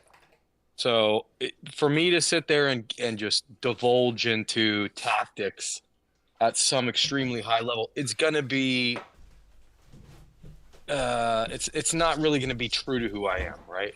I would be giving you information that I can't vet myself. What I can do is talk in philosophical circumstances or from that angle and give you what I think might be appropriate to address, right? So I can't give you maybe the tactics or strategy every time because I'm not somebody that might be well-versed enough to give a class on that or a video, if you will. But I can say, hey, you would have to address X, Y, and Z if this happened, or this would be a ramification and would have to be addressed, such as, you know, the communications thing. How are we going to communicate if there's no cell phones, if there's no internet? What happens if the government is monitoring all of this? What happens if a foreign government is doing it? What happens if there's an EMP and for some reason it's way bigger than any of us ever imagined and your shit doesn't work even though you had it in some bag, right? Like there's all these things we could address. And yes, the covert stuff goes into that. But unless you're like a spy or you've done this operator level or undercover cop level stuff, we're really just kind of, I don't want to say guessing, but it's anybody's game. So I'm down to talk about it, but it's more in a philosophical sense or in just a discussion format as opposed to you should do this because I did it. Like I haven't done that. I think we both have the same answer, and Hop's also like this. We all kind of grew up in that first wave of gun tubers where people talked with a little too much certainty and prescriptive, policy prescription type stuff that, I mean, I don't want to speak for both of you, but I think, at least for me, my channel was a lot of just response to what existed on the internet before us. And it's like, hey, man, like, I'm not seeing what I want to see. Let me do it. And that was after, 4 years of he and hawing about doing it. This is one of those things. I mean, I think I got super inebriated one night and filled Krisky's ear about this on Instagram or something. But the one night. Well, it's probably was too. I don't even remember it. Yeah, it was a 3 or 4 day bender, I'm sure. But yeah, it was something that there's a channel called I think it's called Training Northwest. It's a YouTube channel based out of the PNW, and they have a video that talks about this of the idea of basically having a low profile or reduced capability kit that can fit entirely into a small bag. And so it's not like a bug out bag or a get home bag. It's almost like a deployment bag, but it's a low profile, low visibility deployment bag. So you're just a guy in plain clothes carrying a regular ass backpack, walking around. And then inside that regular ass backpack is a camouflage overlayer and a small chest rig or some small way to carry additional ammunition and a compact or collapsed PDW or firearm. The idea that like Brass Facts is much better at talking about PDW shit than I am. But as far as like, low visibility or covert stuff goes, that's probably about as much as you could expect out of most of us. I have a video, and it's one of the, not the first ones, but it's way early on. And like you were alluding to before, it is a direct result of what I was digesting at the time. There was a lot of loadout videos back then, just short 5-10 minute videos at the most. And people would say, here's the loadout. They might even have it on the floor. Like it was low effort stuff from a lot of people out there. Guilty. And yeah, I mean, it was just kind of what we were seeing at the time. So we were all on that, I don't want to say on that train, but it was working and people were wanting to watch it. So I did one, and I used an unobtainium pistol caliber carbine or subgun chest rig, and it's a split front one. And if you wear a black shirt and wear like a jacket or something over top with that split front, I could rock all sorts of stuff under there. I could have I had a Strybog at the time. Streebog, who cares? Either way, I don't have it anymore because it jammed way too much. But have something like that in a backpack with some other gear, with a camo top or some other things, and you have your EDC on you. That is about, I mean, what more can you really want? Like you were saying before, as a civilian, if I'm carrying around a gun on my back, it's only because I'm expecting that I'm going to have to use it, and I have to infiltrate somewhere to use it. Because otherwise, why wouldn't I carry a rifle? Or what the fuck am I even doing there to begin with? It's too dangerous. Point out that there's a little sidebar conversation in the chat about whether or not any of us knows how to make a fire. And I was actually going to answer that. I'm just going to answer that. Brass Facts is a fucking Eagle Scout. Krisky's a former firefighter, and one of the first things they teach you when you learn how to fight fire is how to make fire, because otherwise you'd be out of a job. So I've set so many fires illegally. Yeah, 50% of the job is starting fires, so you have something to do. Obviously, everybody fucking knows that shit. And and I was raised in the forest, so of course. Yeah, I used to teach survival courses from Japan in the U.S. It was kind of cool. We got paid to come out. Another one of the lessons of my father, parentheses not in fancy, is to carry trioxane in all your fire kits. Yeah. All right, let's keep a fucking bushcraft hero. Let's keep the tempo going. Rumv V2. What's up, Chris? Wave. Michael Black. Unfold your arms. I will not. Sounds familiar. Skippy 1111152. $500 to buy an optic for a 16-inch 5.56 right now. What do you buy? Aimpoint Pro, save for something better. Fuck. PST 1 to 6. Wait, 16-inch? Yeah. $500 total budget 16-inch rifle. Yeah, so either I'm thinking a PST 1 to 6. Primary arms microprism 3X. Okay, I'll answer it, then you answer it. 16-inch, what do you buy? I think the SLX Nova from PA, and you have some money left over for the mount. Or if it's literally $500 to buy the optics, I like the PST Gen 2. Buy it used, put an arrow mount on it. Hop, go. Primary arms 3X microprism. Cool.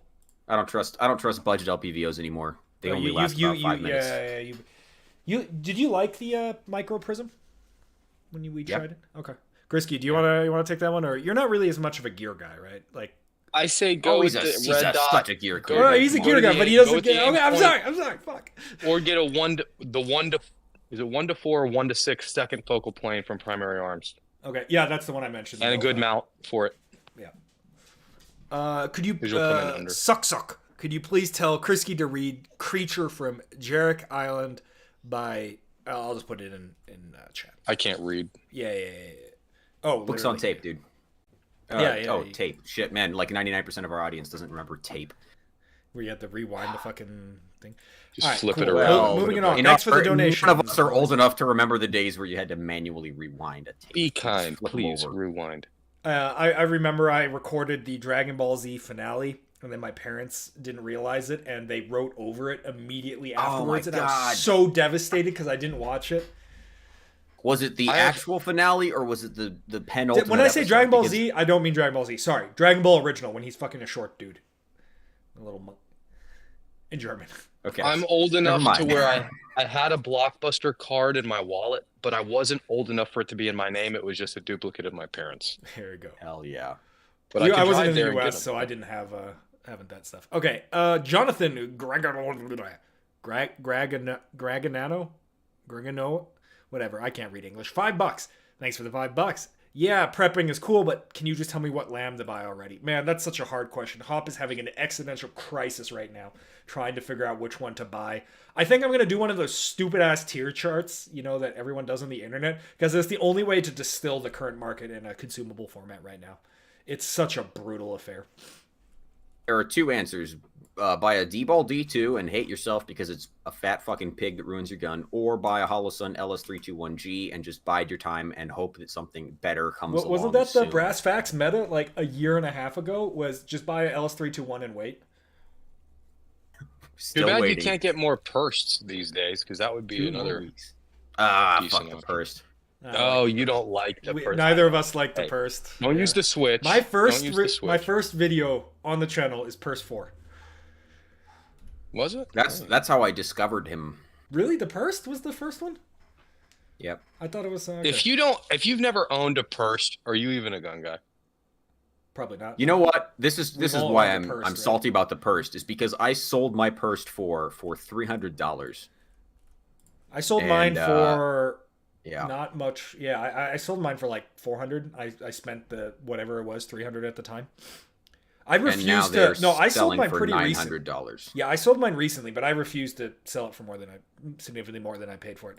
Reimagining Rex, The $10. principle. Thank you for $10. Can we hear Hop's esoteric theory on Harry Potter? Yes, somebody just link it in the chat, please, or else I will do That it won't later. work. It You already can't- exists. Yeah, you can't link it, but it's on the Nova Group channel. Oh Which yeah, Nova Group. Yeah. I don't know if you go to my channel, then the Nova Group channel is one of the linked channels, and that's where weird, retarded shit like the Harry Potter theory or our weird video game. We get drunk as shit and complain about a video game that we don't know how to play. It's awesome. Yeah, it was disgusting. Alcoholism is based. Dare I even say centrist? Dalton Vandy, $2. What's your opinion on Daniel Defense Rifle? I have one. I think they're a little overrated though. Hop, You have a Daniel Defense? the 18 inches of Daniel Defense that I ripped the barrel out of because it was too heavy. Oh my god. Yeah, Oh right. yeah, I forgot. Oh my god. And the handguard. Oh yeah, the There's handguard no was also too Daniel heavy. left on that thing. There's It's more nothing left. machine now than Daniel. Well, at least you still got the It's- buttstock and the pistol grip, right? That's the No. most important part. Nope. It's There's no Daniel this left. is the Daniel of Theseus or the ship of Daniel. The ship of Daniel. The It's Daniel just of Dan. Theseus. This is my Dan rifle.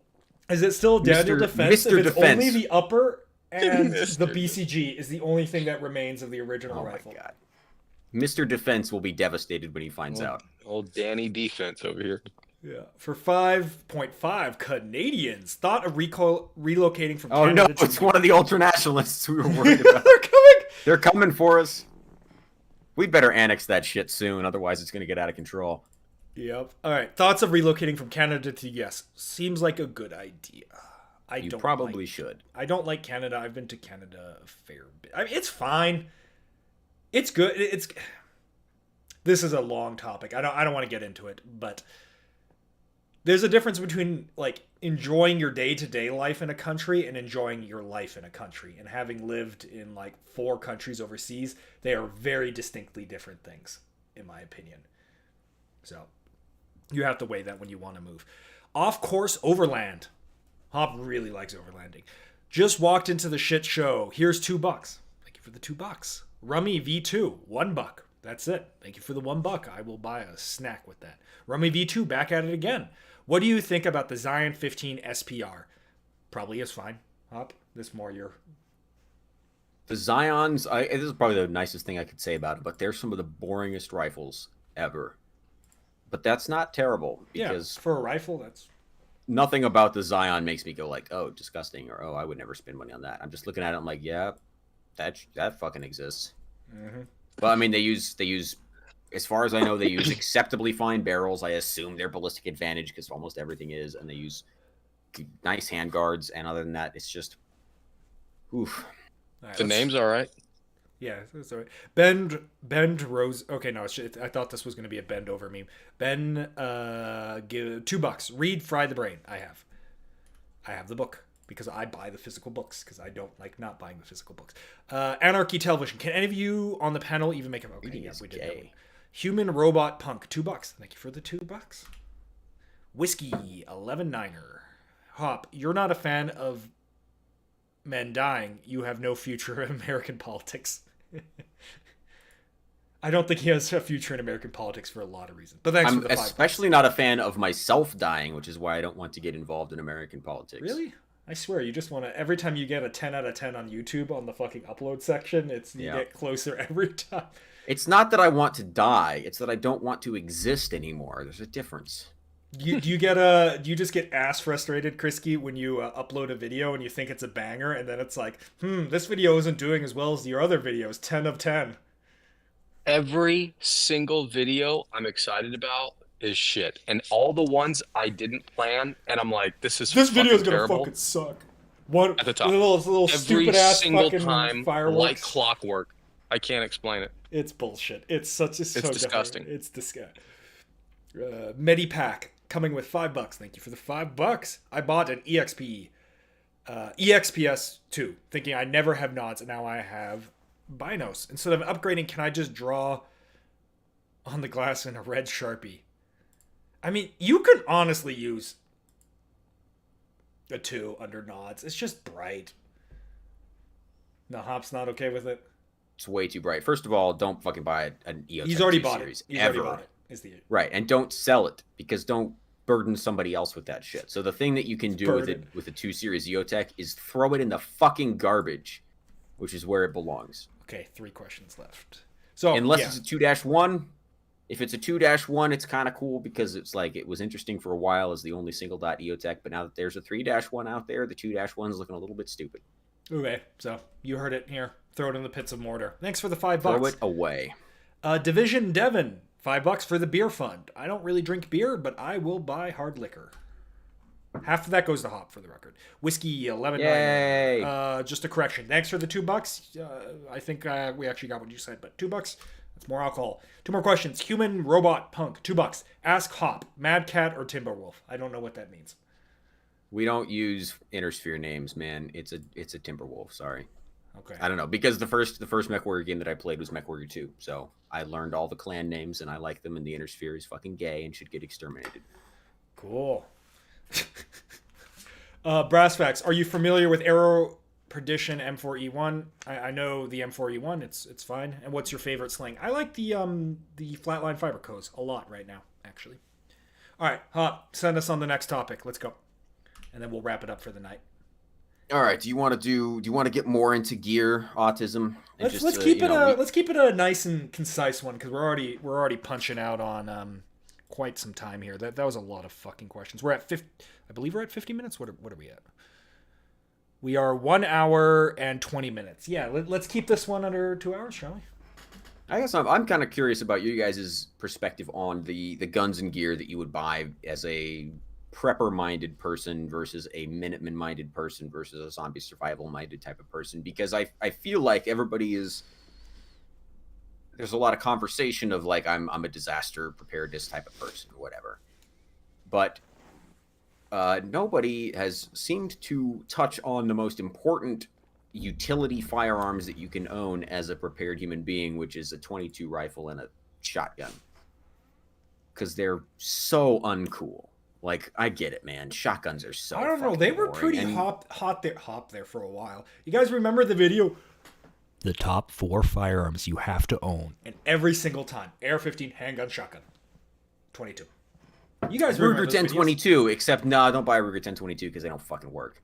Remington 870, except now don't buy a Remington 870 because they have an undersized chamber and they rust immediately. And I'm pretty sure Remington is currently underwater again.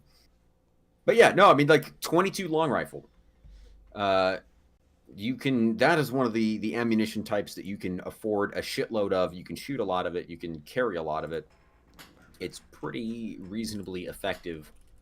And it can take probably a lot of useful games. Same thing with shotguns.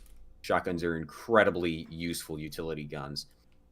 And I suspect that the biggest reason why people are not really interested in them is because they're all so much just the same shit. Like, They're not cool. yeah, even two ARs are going to be more interesting or more different than each other than like the difference between a Mossberg 500 and a Remington 870. Like, shotguns are so boring. My God. And shotgun people are like, oh, I like the Beretta 1301, and then another shotgun, I like the Beretta A300, and then they'll like argue for like 2 hours about it. But any normal person would look at that and be like, hey, look, they're both shotguns. They both matter so little to me. But you should probably still have a shotgun, shouldn't you? Brock, do you have a shotgun? I sold it. I do like it for hunting purposes with like rabbits and stuff. But I haven't been able to do that for so long. And it kind of works with the 22. But yeah, I like shotguns a lot. I need another shotgun. I promised myself this. I will sell the shotgun now for a lot of money because they are going for a fucking shitload, and then I will buy a nice shotgun at a later date. A shotgun that I want to keep. That was 2 years ago. Shotguns are good. They're just, I don't know. They're just not sexy. I think they're Chris, so are you a shotgun sexy. man? Like, I'm not going to say like everybody sexy? should have like a fucking tactical shotgun loadout. It's just like, man, you should Oh, probably this is a have more a shotgun. important question. Krisky, do you think shotguns are sexy? I think they're fucking hot. I think they're sexy. I'm not gonna choose one if I have a self-loading, like an AR, AK type rifle. But they're I'm always sexy gonna for choose sure. that. But yeah, the LARP factor is through the roof. Oh, they're 100%.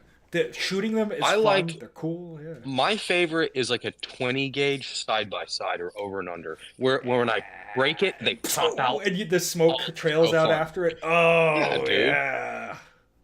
I love that. That's so cool. Stop with the face. Yeah. I think the 22s are cool. Like you said, 1022s are cool because they're prevalent, but they do suck ass. I think it's more appropriate to have a bolt action 22 with an internal magazine, if anything, because it's just going to be simple. One with iron sights, too. You don't have to make it complicated, just something cheap. 12 gauge, I like the Mossberg 590A1 only because it has the metal trigger guard. I believe they still have that. And the difference there, so I initially had a Mossberg. It was my first gun that I bought was a Mossberg shotgun. I was issued one when I was in the service, and I had a bunch of different ones that we used. They were all the Mossbergs though. So I had a lot of time behind them, but I liked the idea of the Remington better. Just how the action, everything, I liked it better until I bought one and I realized that it's not as good as, in my opinion, as fucking Mossberg. So I would say get a Mossberg. Just, it is what it is. It shouldn't be your main weapon. You can use it to hunt multiple different types of animals. You can give it to somebody in your family in a shit hits the fan situation. You got the 22. You can hunt small game with that. You can use it as an extra weapon. They're so cheap between the two of them. You need a pistol that you can conceal that you want to fight with. Probably not something super tiny because that's going to be very uncomfortable to shoot in a gunfight. And for a defensive EDC, like a Glock 19 or something, Glock 17, and then obviously the fucking rifle. But yeah, that's your 4 or 5 guns video right there, just like you've seen 1,000 times. Yeah, I think I really agree with that. The difference between a Mossberg 500 and 870. Like, there's a lot of stuff that I like about the 870 in like terms of looks, but just to me the manual of arms, like the way that you unlock the action on a Mossberg 500, and the fact that it doesn't have a spring-loaded loading gate. Like, anytime that I've been like hunting, my hunting shotgun is a Winchester Black Shadow SXP, which is like one of the ubiquitous Turkish imports. Just fucking so boring. It's just sad to even look at it. But it has one of those, the spring-loaded loading gate. And a lot of the times while trying to load shells, wearing gloves, hunting ducks in the winter, whatever, you try to stick a shell in there and you accidentally don't depress the gate properly, or you don't get the shell all the way in, and then you let go, and now you've got a shell between the gate and the bolt. The gun's fucked up. And you got to spend some time cleaning it. It's like Mossberg has a big open hole. You just plop a shell in there. I did the exact same thing. I actually started with an 870. And it was a piece of shit, Freedom Group or whatever 870, so it wasn't good. We had to basically polish the chambers. and then Rustington era. Yeah, and then I swapped to a Mossberg 500 or whatever it is. Yeah, 500. 550 is the tactical one, right? And yeah, it's cool. And I did a lot of shotgun shooting because we kept going to a clay pigeon range that just overlooks Salt Lake. It's a lot of fucking fun. It's a lot of... So I did a lot of shotgun back in the day. Say one of the issues with shotgun from a prepping perspective, but like also a guy who likes to shoot like us, we're more into the hobby side of it probably than most people are. So if you're gonna like pick the ultimate utility shotgun, it's probably gonna be like one of those 20-inch shotguns with a full length tube with interchangeable chokes. But those are like the worst shotguns for every type of sporting shotgun use. Like they're not good enough for like hunting because they don't have a long enough barrel, and they're not going to be the best for like bird hunting, for shooting clays. They're not semi-automatic, so they're not self shooting, so they're not all that much fun to use to shoot sporting clays. They're not going to be competitive in like any type of competitive shooting because those are either semi-automatic or semi-automatic mag-fed shotguns. So like I could make the case for like, man, a fucking 20-inch security shotgun with a full-length tube and changeable chokes. What a great utility weapon to have. But keep in mind that you'll just never use it for anything because it's not going to be that good at shooting clays, and it's not going to be very good for hunting. It's probably going to, there's all these problems with it that makes it less fun to own and less fun to shoot. I think unless you're like in a community that's pretty isolated, the notion that you're going to be hunting small game all day, every day, is a little overstated. And by a little, I mean incredibly overstated. Mm-hmm. Like it's already kind of silly nowadays because of just the impact of large, multi-million cities on their impact on wildlife, right? You can even see it in this area. Even if you go like 50 miles out, there's not very much wildlife. And then you add in the fact that everyone's going to try to do that. It seems like a great way to burn a lot of calories and not get all that much in return. And you're just dicking around in the forest with a 12 gauge now, trying to find a rabbit or a squirrel. I mean, I guess squirrels might be a bit easier, but I think it's a useful tool in the toolkit. And the fact that shotguns are like $200, or I mean, that's what they were in 2019. I don't know what they cost anymore. It's probably a lot worse. But I think sometimes cheap. They don't have a lot of parts. That's the. I mean, you can buy a Mossberg 500 and get both of the barrels, right? The CQB barrel and the long barrel. What's your thoughts on that, for shotgun? Oh, what? Say. One last thing on the shotguns. And I might be somewhat off here, but I've had an 870, and it had an issue ejecting, and I was told, and I think this is right, that the ejector spring or whatever it is riveted on the 870, and it's a pain in the ass to get it replaced. And on the 590 or 500, it's not like that. It's just a quick change part. So if you're looking at this to have as an SHTF weapon or long term like that, that is something to be considered. So among the other reasons I've pointed out, I like the Mossberg, and I didn't think so. When I initially had them, I was like, I want an 870. I saw all these videos, get an 870. Unless you're getting a Wingmaster 870, you might want to just get the 590 or a 500. That's exactly the exact same route I went down. I heard everyone get a 870, got an 870, did not like it, got the Mossberg 500, very much like that as a shotgun. It's just better in every way, it feels like, especially after running to shit the bed. I've had that issue with my SXP where after a certain amount of use, the ejector, which is just like this piece of spring steel that's kind of like sandwiched into the side of the receiver, and after a couple hundred rounds or something like that, maybe more than that, maybe like 500 plus, it basically gets like worn out and tired, and the gun just doesn't eject anymore. And what you got to do is just disassemble and reassemble the gun, because the way that you get the ejector back in after taking it out is to like you seat it in this little tab, and then you like bend it into position, and that puts some more spring back in it.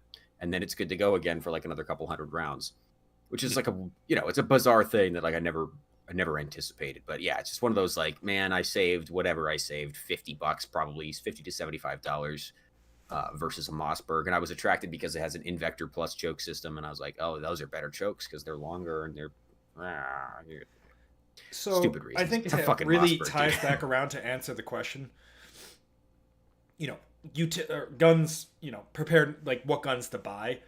If I view it from the perspective of you can only have 5 guns, I don't really buy into the viability of utility guns, like a 22 to kneecap motherfuckers, or shotgun to go hunt game, or stuff like that. I don't really buy into that.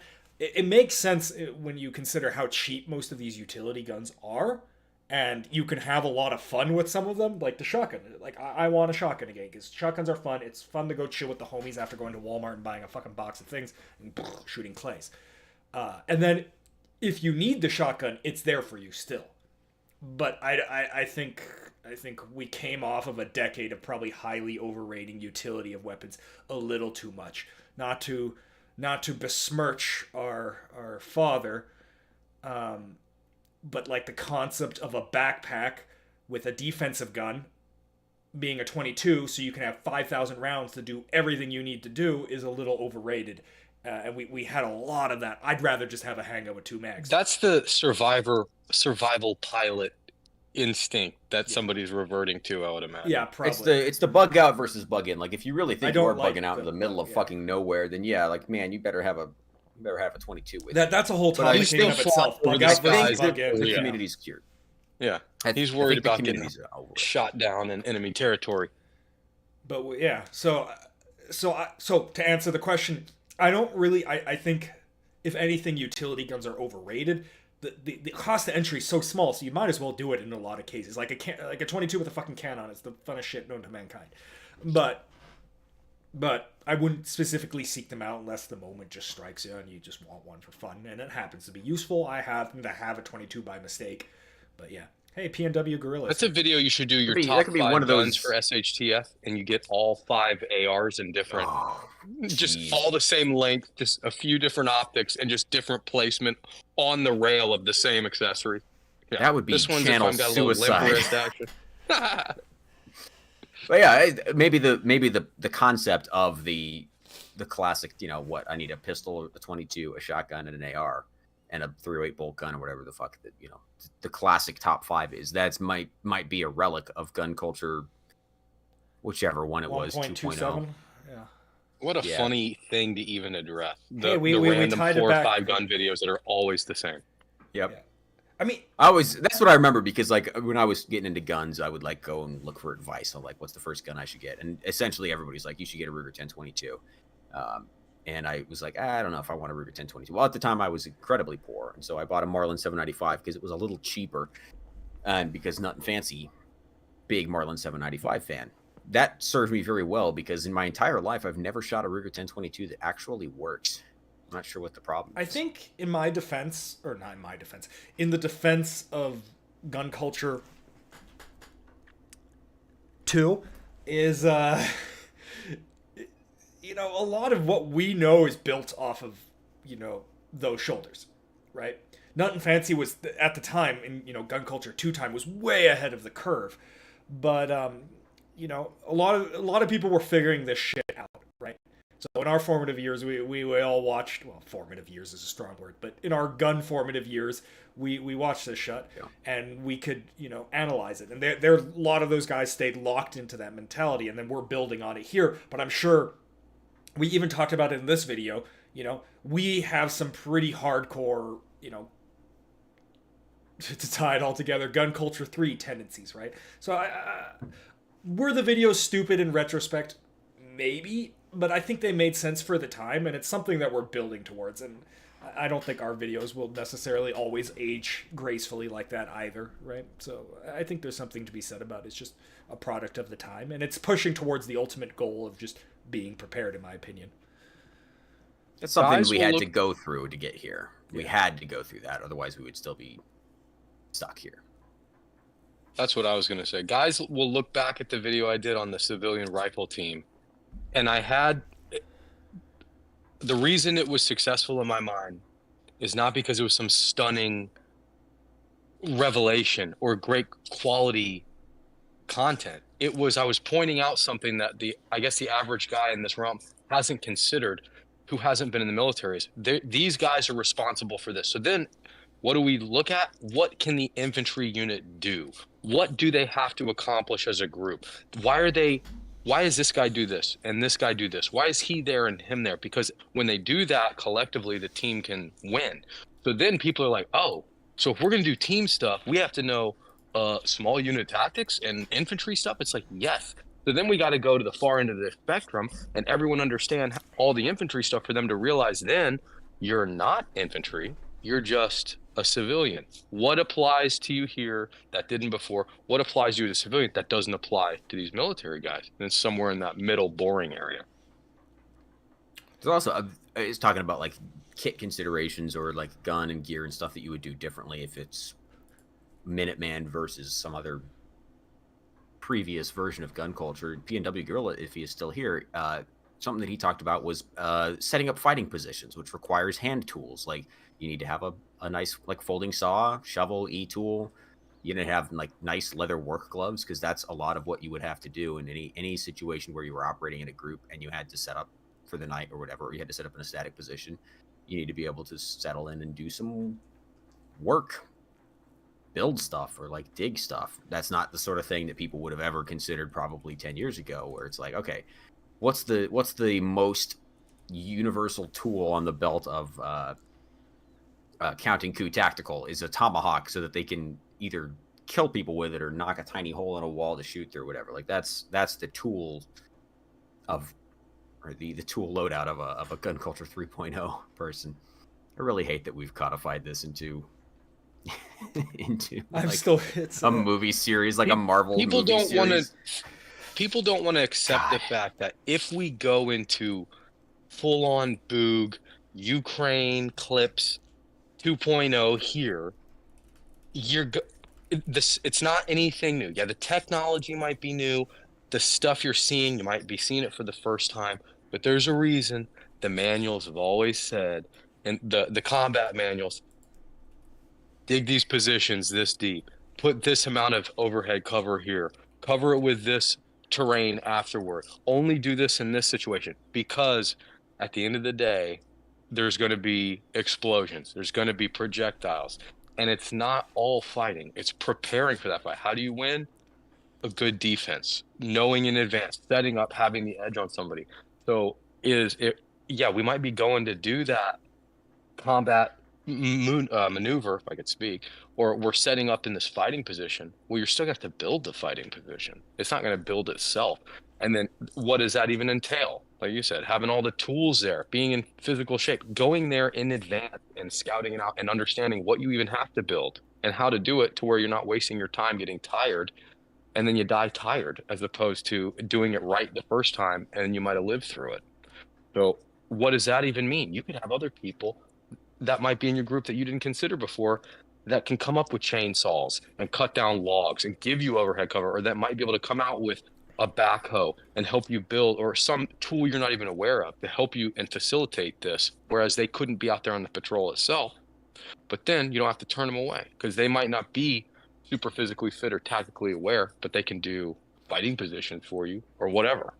It's one of the more interesting lessons to come out of the Ukraine war situation is a series of videos on Lindy Beige's channel, of all places, where he just did a series of interviews with a British guy who went over and did, volunteered with the Ukrainian Foreign Legion or whatever it was. And he talks about like what gear was useful to them and what wasn't in those situations. And it's not, I don't think, a complete prescription against like he says suppressors are utterly useless. In trench warfare, a suppressor is the most useless thing you could possibly do, ruin your fucking gun. Because anytime you're going to have to shoot your gun, it's going to be you're just going to dump a combat load. And a suppressor really sucks when you're shooting more than like 20 rounds in a row. So he's like suppressors, terrible and completely useless. A small little, I can't remember what they call it in British English, but we would call it it's like a Kelty stove or whatever, or kill. Jet boil. Can't remember what it is. Are you talking about the one where it's like a thermos, but there's a fire? Yeah, it's like a thermos with like a little hole yeah. in the bottom. Yep. Yeah, you just throw a fire at the bottom. Nut and Fancy's talked about those before, to bring it back to the Allfather. Kelly Kettle? Kelly Kettle, there you go. Yeah, so you build a little fire and like boil water. And he's like, yeah, we make like tea a lot. Like we're making tea all the time. Making like the British 4 times proud. a day, making tea. Like that's what they do. And they don't need suppressors at all. They don't need IR lasers. They need night vision and thermal devices for static observation, and that's about it. So like those are the lessons that you can learn from Ukraine, from watching those videos, from reading or listening to those interviews or whatever. The needs of that, if that's what you think it is, if that's what you think you're preparing for, then those are the lessons you should be learning and paying attention to. Which are excellent lessons, by the way. Yeah. Yeah. Those are That's great. like if you think that the Canadian ultranationalists are going to storm across the border and try to annex the United States, those fucking maple chugging bastards across Sticky-lipped motherfuckers. Yeah, exactly. I hate them so much. But yeah, if they come over here and start some shit, like, well, if we expect we're going to get into some trench warfare against the Canadians, we're probably going to want to ditch the suppressors and buy some nice wood stoves. And I know a guy who can give you Speaking of stoves. we bring it full circle. Yeah, I don't know if I fully like. I think those are great lessons for that conflict. But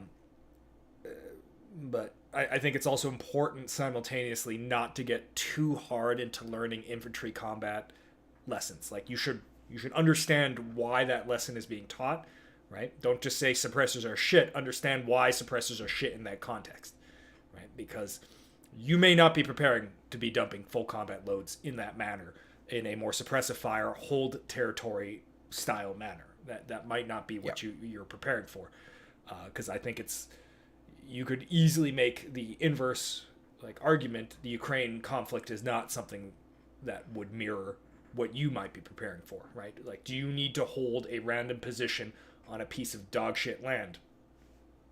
Maybe not. We also have no way of knowing fighters ever had to do that.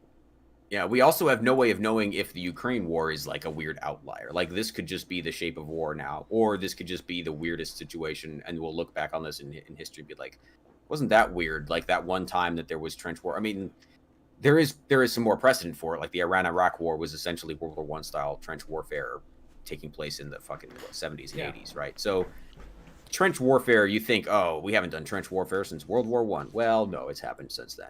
100% there will be trench warfare in the next conflict. I talked about this at length a while back, before the Ukraine crap even truly kicked off. And it was in response to the NSGW, the SIG spear. And the military. We were thinking, what even is this? What are the benefits of this? And the only two things I could come up with were they were using it to target civilian body armor, and or it would be for trench warfare over large, vast distances in between fighting positions. Those are the only two that made sense.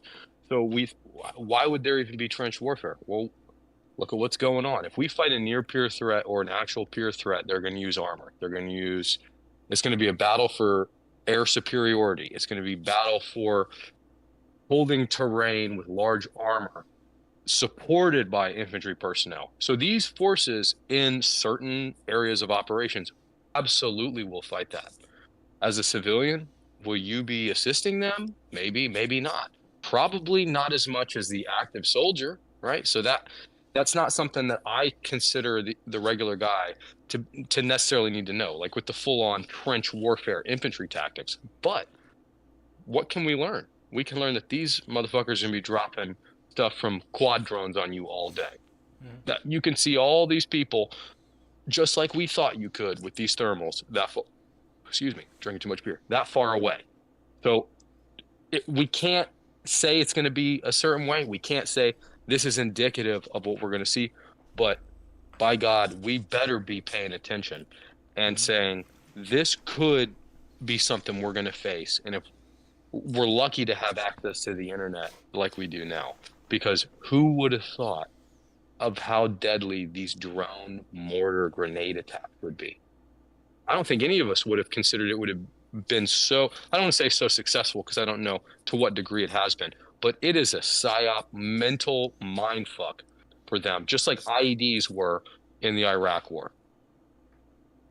And I do think that there's a lot of instances that are probably, speaking of like the adoption of the M5 spear, the XM7 or whatever the fuck they're calling it now.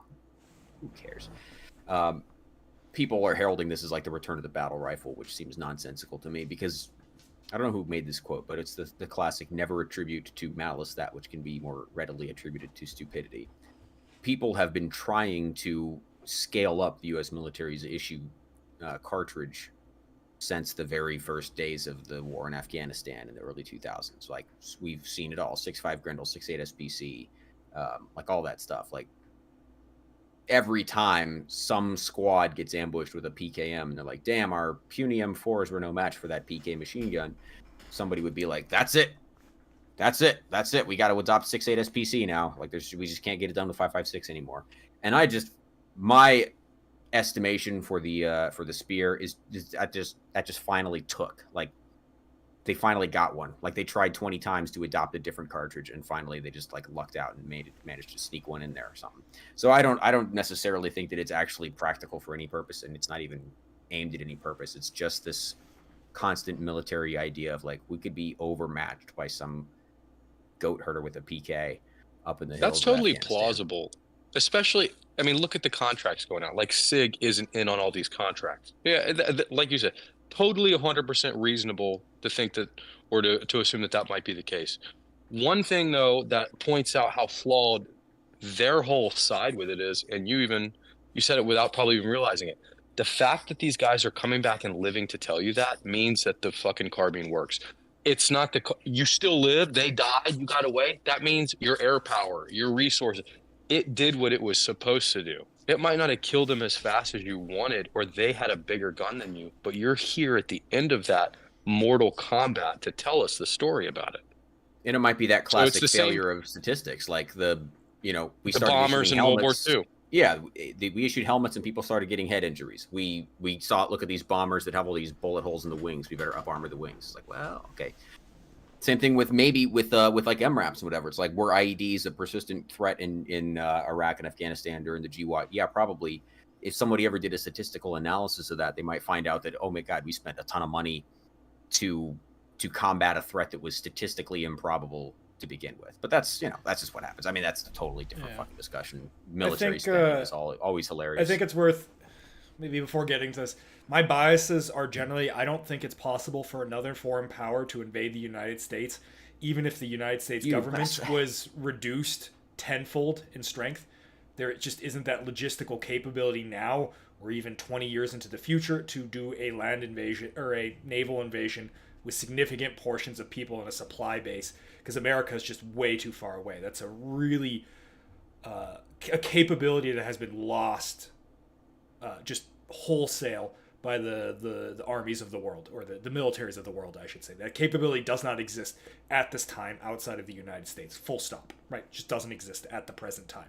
Can't do it. You have to load them onto civilian ships. So if there's any kind of defensive anything remaining, the invasion can't happen. Now, 20, 30 years in the future, we certainly could see that develop. So that is my bias. I don't really think it's possible we'll see America citizens supporting American troops, because nothing can really come here.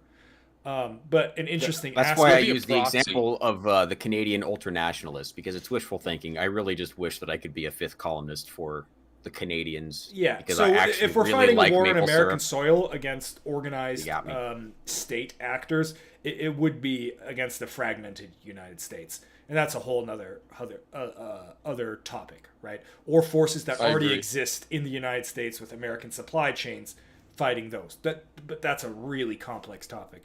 But I wanted to say that there is some indication that we'll see some trench warfare by the DoD's own admission in war games, because I study a lot of war games just due to my what I used to study. We're noticing a lot in these war games, even that are very American biased war games, in the sense that they're set up for how America wants to fight the war. America goes full fucking maneuver warfare, striking end nodes or whatever the fuck they're called, and going hard, going deep, and kind of bypassing units really aggressively early on in the war. But at least in the European conflict, we noticed very quickly, very early on, our allies could not really hold the line, and our forces were not in enough reserves in theater, that eventually American forces would have to distribute to plug the gaps. And once American forces are dispersed, they lose a significant portion of their effectiveness, right? And we noticed in these war games that very quickly, like, we would gain a shitload of territory, but once we had to slow the fuck down, the line immediately stopped, because our forces would be dispersed and movement ground down to a complete halt. So even within what we've seen, it does make sense that we'll see some form of trench warfare come out. I think the difference is, unlike the Ukraine war, there does exist the well, there's two aspects. Number one, the war in Europe seems less likely than we've ever seen before, now that Russia turned out to be a kind of a farce compared to NATO stuff. Paper Bear, I believe. Yeah, something like that. I think that the next, so to tie it all together, the next conflict at least seems to be, by the people that are trying to predict this, and I'm not saying they're right, but they're probably the closest to being right, is looking to be South Asia in origin, with the huge pivot to Australia, that defensive pact that we've done, where we're basically unilaterally sharing DoD stuff. So it seems like we're preparing for that conflict. And the thing we notice in that conflict, having fought that conflict already, right, we've already done this conflict before, is very long sight lines, very small unit tactics, and, you know, on the infantry side of things, most of this is going to be naval and air, but on the infantry side of things, long sight lines, so on and so forth. Now, I don't know if that answer is really going to be big gun go burr, instead of just having light, high ammo count stuff. But I don't know. That's tying it all together. Fuck, that was a long tangent. I'm sorry. Said. I think we probably have gone on long enough, but I am disappointed that we forgot to address the elephant in the room. Nova's fat ass. No. Not the recent hop allegations on Reddit, but rather the recent... yeah. Yeah, who cares? The recent... Fuck. All right. I guess we just got to pull the electorate here. How do you all feel about Modlight today?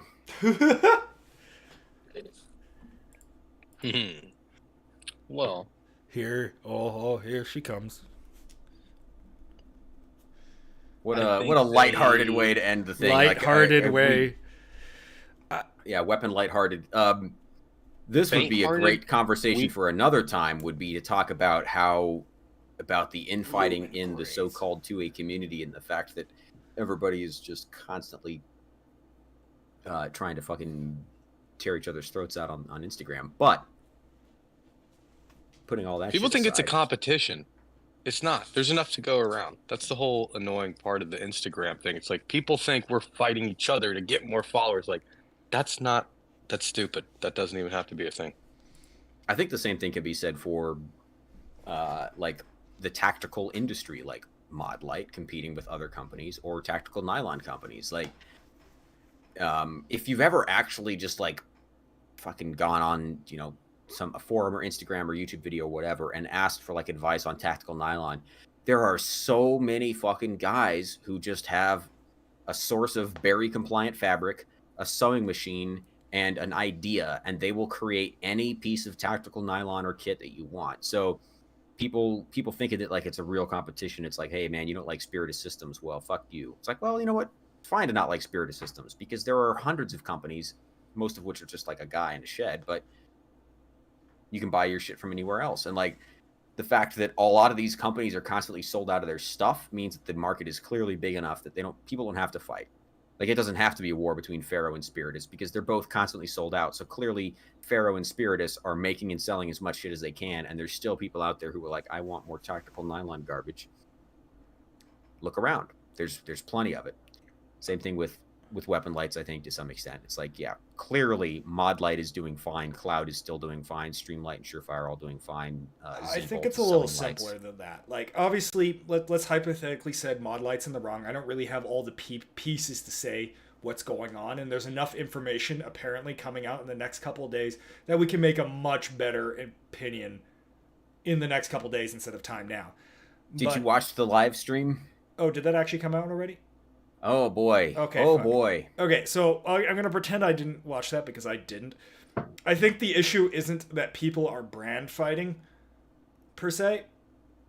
I think it's they're bored. I think 90% of it is dudes that are bored and looking to pick a fight on the internet because, you know, they're at work, they're whatever, and they just want to, like, they don't really care that much. I think they eventually convince themselves that they care that much and that this shit matters. But I think most of it is, it's a predominant personality type in all communities, not just the gun communities, to defend your gear for the sake of defending your gear. And I think when you talk to them in person, they're like, actually, yeah, it doesn't really matter. But it's the internet. I'm bored. I want to fucking trash talk on someone. And that you see that in the Modlight comment section. People with no fucking information are like, fuck it, let's shit on Modlight. Let's go, baby. And it helps that Modlight is easy to shit on at this time. But I think that's just all communities, not just the gun community. People just want to shit on things. We see it in the news. We see it in the blah, blah, blah, blah, blah, blah, blah. Right? It's just a That's what I would say. Like, I don't necessarily think like it's for sure. We should probably not be like just giving companies a pass on douchebag behavior. That's not what I'm suggesting. But there is also the fact that like people are just looking for any excuse to just completely drop something. Like, yeah, absolutely. That's what I'm saying. Almost any company, like this is what do we talk about with like night vision and shit. Somebody will be like, hey man, what night vision companies should you buy from? And you'll say Nightline because they are your sponsor, and so far.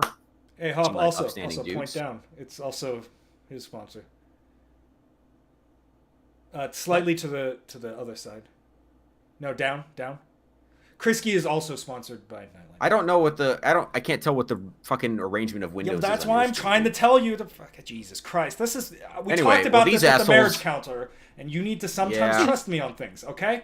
Like, that's we're in the trust. But I don't pay any attention to that shit. Anyway, so the point being, like, yeah. Fuck, man. I'm going to go call Night Vision Suppliers, Nightline, sponsors both of my illustrious, incredibly attractive, mannerly, and wise co-hosts. So Nightline's a great place to buy night vision from, as far as I know. But then, I used to think that fucking, like, Steel Industries was, like, a great night vision supplier. And then a bunch of people will be like, no, those guys fucking suck. You're like, well, shit, I didn't know that.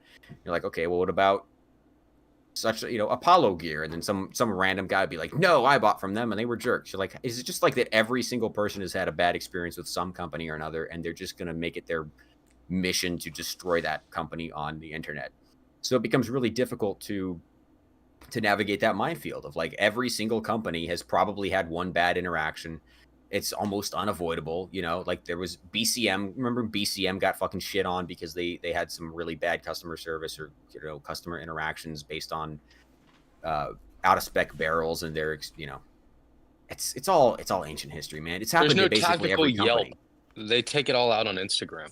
Yeah. And the problem is like, no one really looks into the whole picture, right? It's like BCM has been, just to use BCM as an example, I'm not going to say that the whole controversy over BCM was not justified. It sounds like there was a shitty interaction. Some couple guys had a shitty experience with BCM product, and then they had a follow-on shitty experience with BCM customer service. That's not great.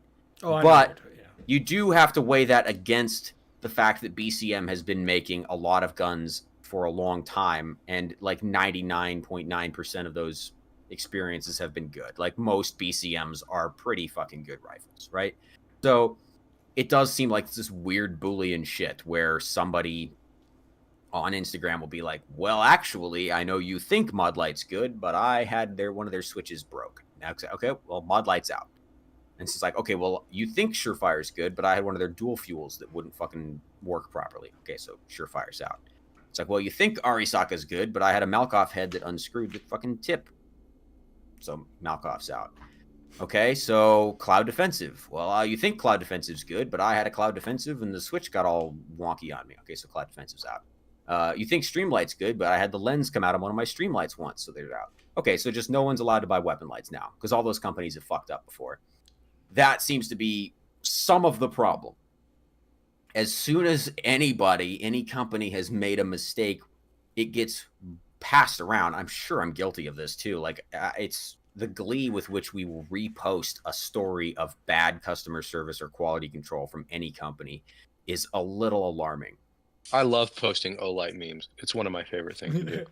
In fairness, they did kill a man. So did they that really? One, that's acceptable. Yeah.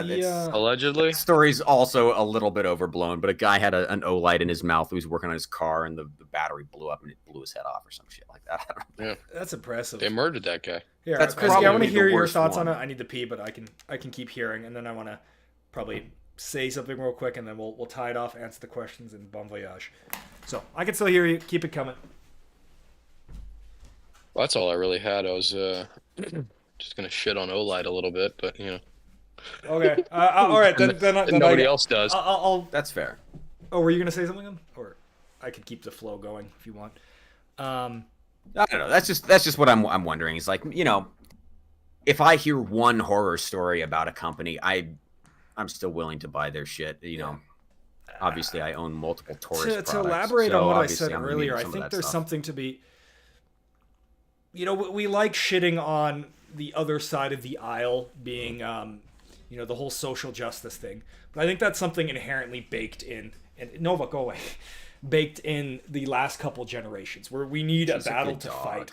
And I think we're seeing that here too, right? People are enjoying going on Instagram and drawing a line in the sand and just doing that in their free time. Also, it's a surefire, pardon the pun, it's a surefire way to get attention, to be like, hey, you guys think cloud defense is good. Well, guess what? I bought one of their lights and it didn't work. Bam. And then you combine that with the fact that gear is personality now. And as a former firefighter, I bought this light. Yeah. Mm-hmm. So I think it's a combination of wanting to fight a battle and gear making up your personality, and people being really bad at I own this piece of gear. If you shit talk this gear, you are shit talking me and not the piece of gear. And then you combine that all together, the boredom, the shit at work, and you get what we have now. And it's not at all unique. I figured that out with radios. I figured that out with like Krisky. Really, you figured it out with radios? Hey, I figured that out too with radios. Yeah, Small world. I mean, funny how that works. People ask why I haven't posted a new radio recently. It's because fucking hate the radio community. I gotta post one this weekend. I gotta go record it tomorrow, and I'm abso-fucking-lutely dreading it. I do not want to deal with it. Okay, one of my Baofangs got rained on and stopped working. You know what I did? You bought a new I bought a replacement Baofang. Like, whatever. You can't say that though. People don't like that. You bought another one? Yeah. You had enough money after the first purchase? It's a learning curve. Well, see, my trick was back when you could still do this. I don't know if you could still do it, but instead of buying Baofangs for $30 or whatever it is off of Amazon, you can go to eBay and you could buy a 3-pack of the same Baofang for like $11 on eBay. And you'd buy like 2 or 3, and most of them wouldn't make it past customs, but some of them would make it past customs. And then you get fucking 3 for the price of half of one for Baofangs. That was the fucking secret shit, man. All right, Hop, answer this question. Let's move on to the Q&A and get the show rolling. Right. Answer this question. I put it in chat. I need a ping! Wait, how do Hey, guys, Megadeath512. Hey, guys, Sorry, I drank too much. Now I can't read. Hey, guys, though there is much to be desired in the laser aiming and illumination market, what would you guys say is the most absent feature among them all? I am currently working on something. Oh, man, if I had $1 for every time someone told me they were working on their own lamb, I would have enough money to just buy a Raid XE on TaxSwap for $5,800. What is missing from the illumination market? The features that I think are underrated on a lamb is simplicity, because you end up with a lot of shit. Like the Maul has a lot of cool trick features that sound great when you're describing them to somebody, but then when you're using it, you're like, wait, do I want the switch here or here or here? And do I want to use this button or that button? Wait, I got to rotate the head. It's an explosion of options that you have. And it's like, I don't know if you're ever going to actually really want those. You probably are going to set it into some position somewhere in the middle of the performance range and just use the one button. Okay, so simplicity. Number 2, the ability to activate the laser device with a button on the device that works extremely well and is well positioned is important as well, because some applications you're not going to have room for a tape switch setup, or you're not going to want to use a tape switch setup, or a laser device like the Raid where the tape switch like comes out at a weird angle and has this big fuck off plug that gets in the way. So it's like, all right, even if you don't expect me to use the button on the device, you should still make it an option that actually works. And that's where you get, like the D-Ball D2.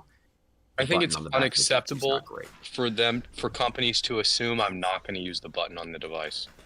For it to be 2023 and companies to understand, I'm going to run a white light and I have this laser illuminator. I'm going to have them at the front. I'm going to have probably a switch for the light, because it's impossible for me to have a laser up top and a light and actuate both of them. Put the fucking button in a reasonable place. Put 2 buttons. I don't care. Just don't put it. I shouldn't have to add. I love the D-Ball D2 because of what it can do. It's unreasonable for me to have to put a vert grip to actuate it because I don't have space on my rifle to put another fucking pressure switch. Like it's not too much to ask to have an actuating or an easily acceptable. Oh, yes, it is. I too can't much fucking to speak. ask. A button that I can press. They don't do it. I think Hop nailed it though, right? Everyone that builds a laser wants to build their mall. What the industry desperately needs is, because I'm coming up with a crackpot theory. We'll save this for a video. Or do you want to hear the? I love those. No, wait, save it. Save it. Yeah, save it. I love crackpot theories. It's my fucking bread and butter. Okay, so But I have a crackpot next theory time. about lasers. I alluded it into the Raid XE. We'll save it.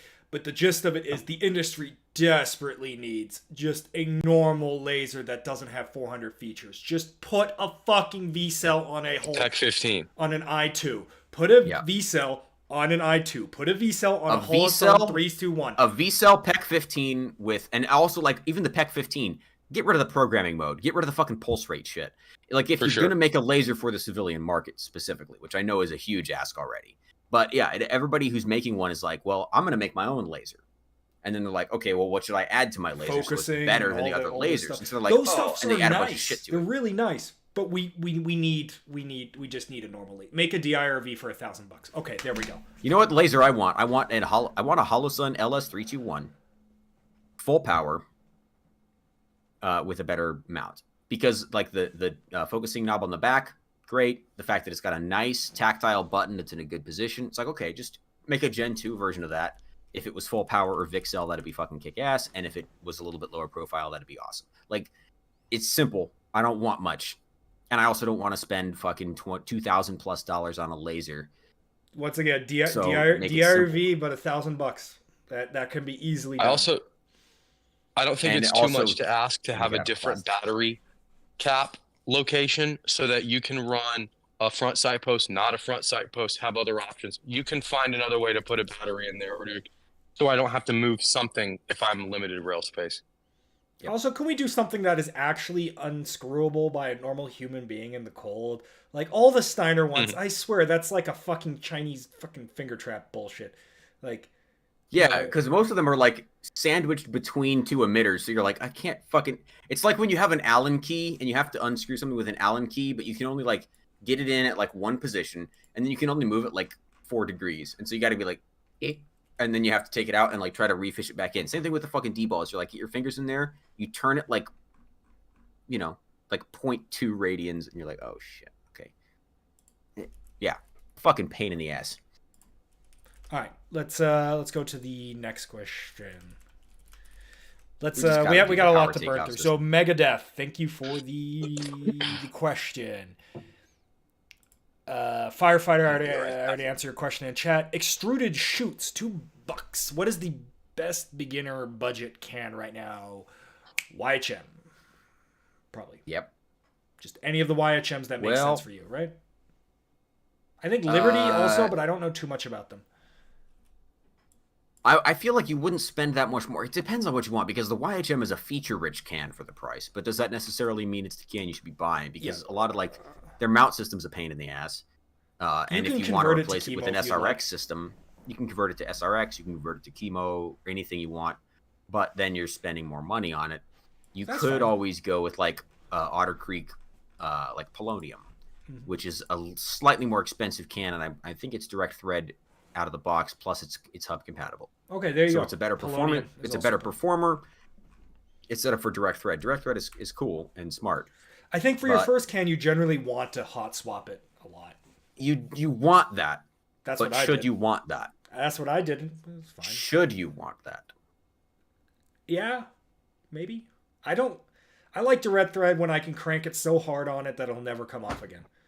But some I don't know. rifles. just My don't. opinion on that is that your first suppressor should complete a system. Like your first can should be a dedicated can for one gun, and that thing is fucking done. I guess And then we your second diverged can there. can be your 30 cal can that you put on all your guns. You're like, oh, this is what my whatever sounds like with a can. This is what my whatever sounds like with a can. So Yeah, I'm your on the first fl- can I'm should on be the a flip. fucking. I'm on the flip of that. Your first can should be a dedicated 5.56 can that finishes off a build that's a dedicated, purpose-built system. It's okay to be wrong, but as the base centrist, I understand that people are only going to Yeah, get it's one okay thing. to have an opinion that isn't the same as mine. Just know you're going to be incorrect. It's fine. I don't even so know. You don't even own a kid. You're just here slurping. Yeah. Up buy a I'm YHM. You always slurping put that my up your fucking nose. mouth. That's a good one. That straw is Is that the creeping me out nose 'cause hole? It's, Yeah, right. it's too flexible. Okay. Yeah, get a YHM T3, put a direct thread adapter on it, and direct thread that. Arcane request, $2. Get a KS7 only slams fire. It's not sexy enough. Shadow Man Cam 200, $5. Hi from TLDCO. Said hi to you earlier in chat, but hi once again. Thanks for checking in. I appreciate it. Thin line defense. Big ups, thin line defense. I'd like to see these guys do Soldier Boy. You guys ready for a story? Uh-oh. Now you've done it. I was in Ogden, which happens to be the same location as Gunnies. Impact Guns. No, Gunnies. Oh, the Gunnies. Gunnies. Gunnies, the Great American Gun Store and Western Wear Outlet. Yeah, so I signed up for Soldier Boy. I know that. Back when it really started. Only 2 Soldier Boy videos existed at that point when I signed up. They called me. But I was in finals exam, so I haven't watched a Nut and Fancy video in a while. But I feel like I'm a hardcore Nut and Fancy fan, right? I've been a fucking channel based off of it. But they were like, name the last 5 videos and what happens in each single one of them. And I'm just like, fuck, man. I don't... Do you recognize who it was? Was it Doodle? No, it wasn't Doodle. It was, it's been, it was like Brilliant. 6 years. It was a while ago. Like 2018, 2019, whatever. I don't remember. So they called me and I'm like, dude, I'm ready to fuck. Like I can just grab a bag and be out of this house like instantly. Like I was hardcore, like way more hardcore back then than I am now. Like I could still be out the door instantly, but I was way more hardcore back then. I'm like, I'm ready to dance, motherfucker. I've watched all these. Most people probably don't watch the Soldier Boy videos. I fucking watch all of them and seething the whole time where no one is ready to go at any moment. You're just like waiting for one of the Soldier Boy videos where someone has a zeroed optic. Just like that's I just all keep I need. rewatching the Mark 18 one where the guy's not too good with it. Yeah. So The gun they still called good. me and I didn't know their last fucking 5 videos because I can't watch that many fucking videos, man. I'm like, dude, I don't know. I know I watched one of them and he talks about the knife and the watch and the thing and they're like, that's pretty good, I guess. We'll call you back if the other people don't answer. So they called someone else and they made the video and I didn't make the video. So you see the results of that video. It was another one that was not ready at all. Come on, Nuttin. He self-admittedly doesn't even watch other gun tubers. So Expecting you to know the last 5. yeah. So anyway, they were trying to weed out the chaff. I was ready to go with a fucking Jeep Wrangler and nods and everything, but they didn't want it. They didn't want it. So that's Bro, the Colonel doesn't even know how close he was. yeah. That would have been a hell of a. That would have been an amazing video. Can you imagine referencing that video now? Yeah. Be like- Here I am fucking killing it on Soldier Boy. Look at this. The first It's your guy to show boy. up with a zeroed optic and loaded magazines. How about that shit? Yeah, I had everything ready to go. I was always staged back then. I still kind of am staged right now, but sometimes it makes him up. But anyway, Tarbers calls us a bunch of nerds. Thanks, buddy. Hey. He Tarbers. was a OG. He was in the first video. He's like more of a Tarbers is the most OG, and he's also a huge nerd. So don't fall for it, ladies and gentlemen. We gotta make Tarbers a Telegram mod. He's over in our chat too. Okay, he's everywhere, man. Fuck. Yes. He's the He's a best. skank. He's not the best. He's one of. He's an okay. He's fine. He's I don't like skanks. him.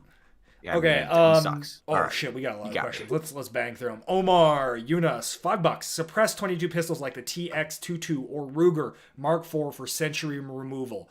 No, 300 blackout. 300 blackout, baby. I have a banger of a video. I thought it was kind of okay, but Hop liked it, so I'm excited now. Your backlog is insane. I have Like, you eight, send me eight videos and I now? watch them, and then like 3 or 4 years later, you're like, all right, it's going live, and I'm like, what's going live? And you're like, that video I sent you back in 2014. I'll be like, oh, I remember watching that. Yeah, I have You 7 guys videos. have a backlog of videos? Pick Yeah, it I have up. 7 videos backlogged right now. Dude, it's so... Yeah, Brock's videos take a long time to make because he's got to put 2,500 rounds through a gun before he'll even give you his first impressions. My videos take a long time to make because I have to write them as if they're the next great American novel. We don't get to just be like, going on some random rant based off of weekly events. Today we're talking about dog men. Yeah, see, we can't pull that shit off. Is that a dog? Dude, I think and random ass fucking sidebar. The last video that I did where I just like decided to film the whole thing out in the woods instead of doing a script.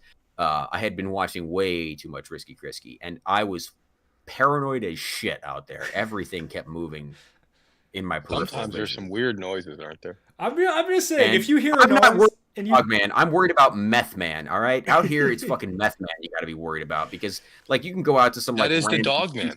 That's who we're it might talking be the about. same yeah, it's probably the same It fucking is guy. the meth head tweakers.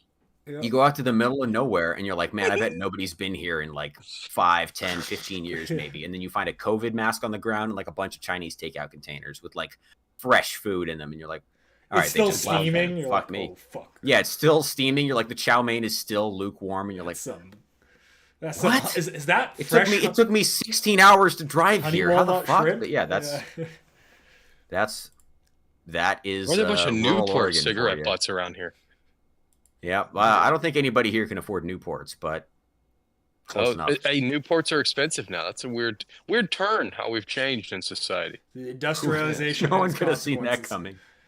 Noops are high society. Yeah. The TJ Drummer 7089 $5. Who needs a can when I have an OG trench sweeper? Those are cool. Arcane Who needs a request. can when you can't hear? Yeah. Arcane request. God, Jesus Christ, this is like the fourth thing. What's your opinion on taking a SAR style of kit and adding a gun light ammo load? I think the skills you probably develop an SAR is probably relevant. A lot of the stuff that you use in search and rescue is probably not necessary, though. I mean, there's just like there's a baseline of shit that you need if you're going to go out into the woods and expect to spend more than like 6 hours outside. Like, and some of it depends on season, and some of it depends on how high profile you want to be. Like the whole idea of like, well, if you're trying to be low profile, you're not intending to build a fire, certainly. And you're probably also not even going to want to use like an isobutane stove or whatever. If you're trying to be really low profile, it's like no fire. So I gotta keep myself warm and dry without a fire, and I gotta make my food without flame. That's one version of it. But like generally speaking, anytime you're going out into the woods for a while, you're going to be taking the same thing, which is like calories, shelter, water filtration, medical, all that stuff. So if you have a kit that's properly set up for search and rescue, it's probably properly set up for just being outside for a while. And that's a good basis for anything you're going to take outside. Yeah. I think. Keeping it rolling. What do I know? You don't know anything. As a former search and I've never rescue. rescued anybody. Oh, here we go. When I find Here we them go. out there, I just put them out of their fucking misery, dude. I'm not trying to get You want to that. know some truth? You're going to like this. Okay, here we go. You want to know my go-to thing to keep? Okay, so I'll get even more specific. A captive bolt pistol, so you're like, oh, this guy's too far gone. Oh no, I'm so far gone. In my PFD, in my water rescue loadout kit that I would take, I always, and I could probably go grab it out of the garage now. Okay, keep it I going. Keep a fake snake. A fake snake? Dude, nobody expects getting yoked up in the water to have a snake right around their neck when you get them. It's the best time to play a prank on somebody. They think they're drowning, and you show up and you yoke them up, and there's a fake fucking snake. It's hilarious. Nobody believes them either. I didn't have a fucking snake. It's amazing. Come And then on. you talk them down, you're They're like, oh, come delusional. on. Now the whole drowning thing doesn't seem that bad now that you know the snake's not real. Look They at this. call you into Nova the city. is We've had recognized. the last rescue you've been on, everyone has complained about a fake snake. We're having to let you go. Like, that's insane. They sound crazy. Mass psychosis. There's no other explanation for it. Couldn't be me. Ryan fed way I too know. many Dots pretzels to Nova, and now she recognizes the packaging. I did warn you not to buy the Southwest flavor. Did you though. warn me? Yeah, I think it was on the last show. I was like, by the way, those Southwest ones are not they're good. kind They have a of- weird. They're kind of mid. They have a weird what's the opposite of an aftertaste? A before taste? They have a weird before taste. Let's see if we can get Nova into frame. Nova. Oh, she's a dog. She'll eat fucking on. anything, probably. Oh, there. Yeah. Yep. Yeah. All right, she'll do it. Nova, over here. There. Oh, come on. Yeah, nice. All right, it. Miami Scrub Vice his feet with or the whole 10 bag, dull they're not that hairs. fucking good. Thoughts on open emitter versus closed emitter? I think if you already have one, and you say it yourself in the comment, no issues. If you already have one, no need to switch. There are some benefits, especially if if you get the smaller ones, like the EPS. Krisky, thoughts? Have you ever had a red dot fill in the forest? I've not run open emitters to a point to where I've had problems with them. I understand the problems or the issues guys run into in dirt, grit, mud, adverse conditions. I haven't ran into that. It's not because it doesn't exist, like I said. I just don't have the time behind it. I think if you've already got one thing and it works for you, there's no need to change because we're talking about a secondary, or I mean, maybe if it's your EDC, that might be a little different. But EDC context, yeah. Yeah. So it's even If less I were to stuff. go out the gate, I'd probably get a closed emitter today. If money's not an option, or anything Especially like for that. lint, Why that's not? like the biggest thing. Done. I've got like a 3-pronged assault on this question. Oh, fuck. So, first of all, like, what if it's this? What if it's the piggyback well, optic on your, it's a primary carry, optic? but yeah. That thing is going to get a lot more exposure to the elements than anything else. So maybe an enclosed emitter optic is very crucial on as a secondary. To You your, got to wiped your out day by optic, rain right? this fucking month. This is the other thing, right? Okay. Are you out in the woods in the rain for a long period of time with a pistol? I think all three of us have basically gone on record as saying we think that the pistol is a useless piece of garbage you shouldn't have on your kit most of the time. So it doesn't even matter because you're not just going to be like open carrying a pistol in addition to all your other kit if you're out in the woods in the rain.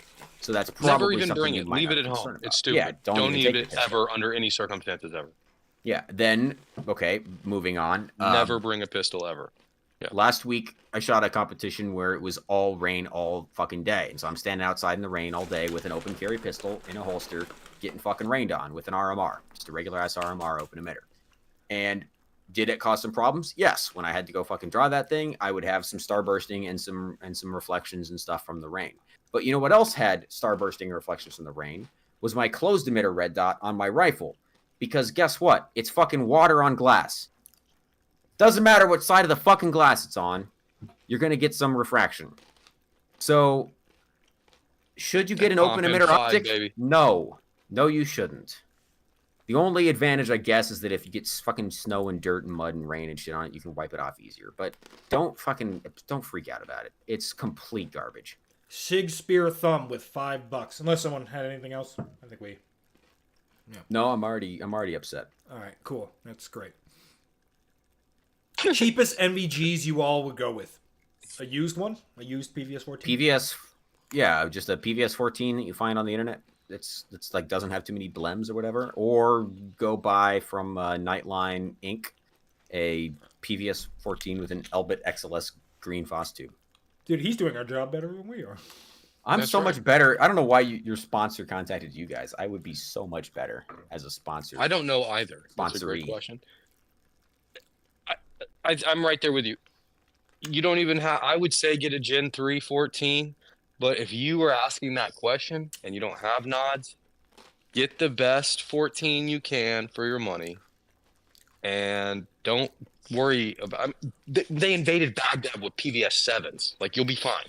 Don't worry too much about it. Don't get digital. Don't do it. Don't you do it. Don't get an opsin. Cut that out. I see you in the comments. Stop. Yeah, there's some people in the comments that are like, well, I don't know. Maybe I'll get an opsin. Hang on, guys. Listen to Krisky. He's not wrong. No need to do that. Yeah. No need to change it. And Just PVS go to 7s analog aren't the secret 7 meta, or and they 14s. haven't been the secret meta for a while now. Every once in a while, you'll see a PVS 7 go for like an impossibly good price on eBay or like TaxSwap or some shit. And if that's the case, like, yeah, if you fucking score a PVS 7 for like $1,100 with a Gen 3 tube, you rip out the tube, yeah. All right. Well, those use an MX. Okay, never mind. I don't know what I'm talking about. So, yeah, I mean, it's still night Nothing vision. Fancy's got some 7 content. It's still a superpower. So does Paul Harrell. Paul Harrell and Nut and Fancy both have PVS What? 7s. Paul Harrell has a video with 7s. He apparently he went to As soon as Cabela's. this is over. Yeah, he went to the Cabela's and he was like, "What can I get? What sort of night vision do you have?" And the Cabela's was like, "We have a PVS 7," and so he bought it. So there you go. The two best gun tubers currently in the game have PVS 7s, so they can't be all bad. Yep. That's right. This guy's called Gookfoot, but I can say that because I'm Asian. Hop, can too, why 'cause do you he's not also like Asian. ambi lowers? Hop, why do you not It's a like medical ambi? condition. Because I'm right-handed. And a lot of ambi lowers either they fuck up one thing or another. A lot of them will just try to mirror the bolt catch onto the right side of the gun, which is not the best way to go about it. A much better system is like the ADAC or God damn it, American Defense ADAC, Radian, whatever the fuck Radian calls it. SIG's Spears system or whatever the fuck they call that shit. But like those ambi systems that don't just mirror a bolt catch onto the opposite side. That's way better. The LMT Mars system and the Smith & Wesson ambi lowers. They were made for contracts, and that was the only idea I guess they had at the time when it was part of, I think, the Universal Carbine program, or UIC, Universal Individual Carbine. A couple of companies made, like, they pitched these ideas, I think. And it's like one of the earliest versions of ambi, where it's just like, well, let's just take the bolt catch and make another one on the other side of the gun. That's garbage. Fuck that shit, because it's not in the same place even. So even if you're like used to where the bolt catch is, they didn't just put it on the other side of the gun. They put it on the other side of the gun and then moved it back a bit. It's stupid. As a Much lefty, better to all go you with really something need like is ambi SIG. safety, and you're done. Oh yeah, just watch fucking Brassfax reload. That motherfucker's crazy fast using a normal ass gun. Dude, Like, he can people reload were faster so than I can. fucking upset with me. I reloaded a right-handed gun. I didn't put all my ambi bullshit on it. So I do this. I bring the mag up, press the button, strip it out, put the new one in, drop the bolt with the left finger. Right? So it's a like a 1 second reload, give or take. And people are like, "You dumb motherfucker, why don't you drop the mag first?" And it's like, God. His reload looks like shit, and it's so much faster than your reload or my reload. So just don't worry about it. But yeah, the way that like if you're a right-handed shooter, ambi is not what you want. What you want is stuff that's better for a regular right-handed shooter. And if that's the case, like a SIG lower that's got that little tab thingy where you can lift it up to lock the bolt or push it down to drop the bolt, that's good for a right-handed shooter. If you're a left-handed shooter, you barely exist and I don't care about you because you're a statistical anomaly. So, and also magazine releases. If you do an ambidextrous magazine release, a lot of those, either the ones that you can add on or the ones that are added on to ambi lowers, are not properly warded. So if you ever sling a rifle against your LBE or you drop it against your belt, your magazine's just gonna go boo, fly out, boo, which is really stupid. So yeah, I don't like that shit at all. If you're a left-hander, reload like Brock. Okay. He's like Megadeth 512. Noted. These are good points coming from the sync market. I think this is the guy that was talking about making a night vision. Thanks for the $5, man. And hopefully you can make something and be the actual one that actually releases something. Jonathan Gills, $5. Thanks for the $5. I will buy the better flavor of dots next time. I think there's a possibility that they magically start making their own but similar paddle switches. That's the secret lore that Modlight was coming out with their own and decided to tell them to stop so they can make their own. Maybe. Who knows? That is very much a possibility. Travis, right. Alexa, Modlight killed my family. Well, now Modlight's got a fucking body count. If your family was more than one person, then Modlight's body count is higher than Olight's body count, in which case you've got a real case on your hands. Mm-hmm. Well, assuming you still have your hands, maybe Modlight cut them off. Oh my god, yeah. What if they blew up your hands and you got it's like in the fucking movie Tropic Thunder where you just got those like shredded stumps. Wired tight, $5. Tell at Slave Mutt Gunslinger he needs to focus on food and water preps with redundancies before plates or nods. Slave Mutt, you need to focus on food and water preps and redundancy before plates or nods and probably get good with a handgun. All right. Firefight 101, worst eBay purchase. Probably a Prick 152 radio pouch. Have I ever made a good eBay purchase? Jeez. That's the question. I bought a fake EOTech once. What was that? Fake EOTech. Oh. Did you know it was a fake EOTech? Like you bought like a $70 airsoft EOTech, or you bought a normal EOTech and it turned out I got ripped off. Oh, that sucks ass. Yep. The real case, the real pictures, the fake EOTech inside the case. Yeah. It's one of the classic tricks people used to do on Amazon was to buy ACOGs and then buy an airsoft ACOG and then return the real ACOG with the airsoft one in. And I think the only reason it doesn't work anymore is because you can't return something with tritium in it. Like once tritium is in the hands of the consumer, it can no longer go back to the manufacturer unless for its like repair work or something like that. This was in 'cause it's a controlled 2015, so substance. yeah, I was back in that time frame. That was the fucking Wild West. Hey, it's blue. Taylor Moyer, $10. What do you think about the 3D printed images with IR filters removed from cameras? That's digital envy. I don't like digital envy for anything other than filming in daytime. Huh? 3D printing is a waste of money, and digital night vision is just a broken camera.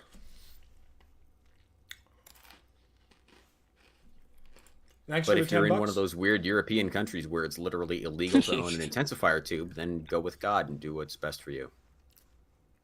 Sick. Jonathan, back at it again. SAR1, Wasser 10, Scorpion, or Strybog? God, why do they all suck? I don't know what most of that shit is. What's an SAR-1? I don't know. Isn't that... I've seen it in a video game. I don't know. Definitely not the Strybog. Those don't work. There's not even equivalent firearms. I don't know what an SAR-1 is. But What was a the Wasser 10 second is. one? Wasser 10, right? SAR... I'm Googling it. Fuck it. SAR1. It's gotta SAR-1, be Wasser that 10, Oh, it's an or AK. Strybog? It's just a Romanian AK. Isn't a Wasser Romanian? Not the Strybog. Why is a Strybog an option next to two different kinds of AK? Well, I don't understand the either. Strybog is compared to the Scorpion. Is a Wasser 10 millimeter? Like, what the fuck are we talking about? I think you asked the wrong Wasser group of 10 is people. a... We're not AK people here. A Wasser Yeah. 10 is a... I thought It's it was a regular Romanian as AK. well. Who makes it the not? Wasser 10? I didn't understand the I don't remember what comparison. countries. I'm just confused why you would take... Or you would compare a Strybog to two different AKs. No. So first no, of all, no. don't buy an AK. It's a Second of all, don't buy a SAR1 or a Strybog. Wasser ... Scorpion or Strybog. Oh, Scorpion. I totally fucking spaced on Scorpion. Okay. Is it two separate questions, or are you trying to narrow down four options into one purchase? It's two separate. Because first of all, well, there's don't a lot buy of a periods. Strybog because they don't Wasser work. 10 Don't and buy Scorpion. a Scorpion because they blow up. Don't buy a SAR-1 because I never heard of it. Don't buy a Wasser 10 because Wassers are dead now. They used to be $400. Now they cost $1,000. So of those four choices, what you should do is nothing. Interesting four choices you chose. I would choose none of them, like you said. Although the new Strybog, I don't know, they're on like 7 generations of Strybog. Apparently now that they've got a roller delay and a curved mag, they're Jesus slightly Christ. better. So get a Strybog. Miami Vice is back at it with another 10 dull hairs. Took long enough. Are you familiar with the Paul Harrell incident? If I recall correctly, he was camping with his wife and had to shoot someone driving a vehicle. I actually looked into it a bit and found some info. The name was Paul Harrell. Yes. Paul Harrell has, as far as anyone is aware, has shot 2 people. I am a... People who don't live in rural Oregon will say, wow, isn't it suspicious that he's been in, I think, 3 self-defense situations that required the use of a firearm, 2 of which resulted in actual shootings. And I would say, in rural Oregon, it's a miracle that it's only happened to him 3 times. You guys are already living the soft boog over there. Yeah. Yeah, we have a meth boog going on, and Paul Harrell is not the kind of guy to use meth. So I tend to take Paul Harrell's side in these engagements. He shot a guy in a vehicle, in a moving vehicle, and got away with it. Yep. Paul Harrell's badass. I love it. Yep. As far as the other one that he's talked about on record is he says, like, hey, you know how people say you can rack a shotgun and someone will be like, oh fuck, and leave your house? He says that doesn't work. I know, because I had to kill a guy. Jesus Christ, Paul Harrell. My favorite video of all time is where Paul Harrell It doesn't work. is shooting at a chronograph. I know a guy who killed a guy like that too. Oh shit, the guy apparently Probably the same guy. It's fucking Paul Harrell in disguise. It's just Paul Harrell. The world is just Appalachian Paul Harrell. Oh. Paul Harrell would be he'd be a good fit for Appalachia. I mean, he already lives in the West Coast Appalachia, which is Central Eastern Oregon, Washington, rural Oregon. You guys seen the chronograph video where he reads off the chronograph? Yes. And they're all close enough to like the current year that it just sounds title is Paul Harrell reads out off a year in years which where he he's killed killed a a man. That's excellent. 1981. Whoever put that together is 2001 2002. Oh, Blue coming in with the message unclear. Still likely to buy another unnecessary handgun. That's what Blue does. He buys fun handguns because Blue knows what he's about. You're my boy, Blue. He is everyone's boy. Blue's a good guy. Fish in for fun. 3333333. Are Krisky style leather gloves going to become a new glove meta? I've been running deerskin gloves for shooting and they work great. I only got the gloves because I had a bunch of leather motorcycle gloves already around because I ride motorcycles. So don't think too much into it. If they No, get I wet, but the couldn't correct get any answer cooler, is and then he's yes. like- Here's my link. Please buy. I get commission. Time to we'll look into it. Time to rake in the. Will Addis, holy fuck. $10. Do you think the NGSW program makes more sense as more of an American PKM SVD rather than a total M4 replacement? Then you just use the same ammo tech to make hotter 5.56 for everyone else. Yes. The only way it makes sense. I think like you The have it as a machine gun DMR. sounds great. Yeah. You have it a DMR The and If then you machine you replace gun the is like- 240, and then you Yeah, keep the machine the A1. gun's saws, awesome because it's super lightweight and like the recoil is way less than you'd expect from the caliber. Like the machine gun seems really badass, but trying to make the XM7, M5, whatever it is, the issue carbine or issue rifle. I have a know, feeling like, that we're is going to a- go down this route really quickly, especially if nukes start going off and we need to re-equip an entire fucking, regiment or brigade with stuff, and all the M4s are coming back out of storage, and then we'll find it was probably a good idea in the first place. we're going to find a real quick way to start making stamped metal submachine guns again. There's enough Put those ARs in into America production. that I suspect Tubes. that's the one thing we probably won't have to do, right? The AR9, finally, all this time wasted on the AR9 platform comes good because it turns out, oh shit, AR9s? Hell yeah. All Let's right, go, baby. last question, motherfuckers. No more after this. Don't you dare fucking do another fucking super chat. We did it. We Wait, made no, god damn it, I missed one. Fuck, two more. it. Ah, fuck. Okay, The mask is fucking grown to my face at this point. we're almost done. Tech Guns, $2. Thoughts on AUG versus Mark 18? Not the AUG? I don't like both. No. No. Uh-uh. Shot Red 555, $2. Did you guys answer what grain for different calibers?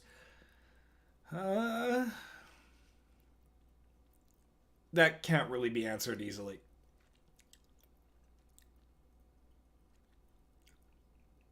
That's a whole brass facts video in the making right there. But if you can afford it and you're shooting 5.56, then yes, sure, go for the heavy caliber. If you were shooting a more accuracy focused cartridge, like 308, 6.5, whatever, any of that shit, 6.5 Creed specifically, find the one that's accurate in your gun. That seems more important than like min maxing the terminal effect at different ranges. So yeah, I don't know, man. That's All right, that was a lot of fucking With the questions. ammo, what can you afford to run? Yeah. I think that's more of Yeah. a real question. People are donating don't money. be like- I'm not reading these. Fuck you, Towers. German Sherman. don't be like the guy who says, well, technically 5.56 is really badass if you shoot 77 grainers, but you don't have any because Cool. you can't afford a combat load worth of 77 grain Mark 262 Black Hills clones or some shit. Like, it's academic at that point. You're like, well, technically 224 Valk is badass if you shoot it out of a 26-inch barrel. Okay. I'm happy for you that that's true, but it doesn't work. Oh god, I'm not even gonna read the thing about AAC 77 grades. But Uh-oh. Mr. Krisky wants to get this fucking mask off. Any closing statements, Mr. Krisky of Riskies? Let the man's pores breathe, for God's sake. My forehead's really hot right now. Excellent. No, I don't have anything. This has been great. I really appreciate letting me join, and The questions get out of hand immediately. it's fucking outrageous, the questions. I realized I chose the fat position. So like how I've angled my camera, it's like yeah, you're but it's getting also- all yeah. them good fucking angles, huh? I don't care. I'm going. We'll even get a little Get a little leg action. There you go.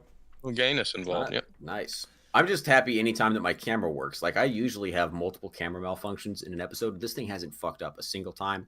the color hasn't gotten weird. It hasn't done the weird interference shit, or it hasn't just Or where like it gets disconnected darker entirely. shit. So I'm and just the like, contrast is out. yes, my fucking. And y'all webcam have is heard me the working. whole time too. It's a success. Yeah. right? Yeah. All right, Krisky, last word before we cut the stream. Singular statement. What do the people need to know? Even if it's just a plug for your upcoming shit. Even if you it's guys haven't talking about- subscribed to even if Risky it's Krisky yet, you're wrong. Just subscribe to Risky. Even Krisky, if you have, please. even if you're talking about the best flavor of Dot homestyle Quality. pretzels, like, what do the people need to know? They probably don't even have those on the East Coast, dude. People need to stop sending me current events DMs like I don't run a news channel and watch way too much news than is healthy. I'm not trying to be a dickhead. I know all the shit y'all are sending me already. Please stop sending me current event.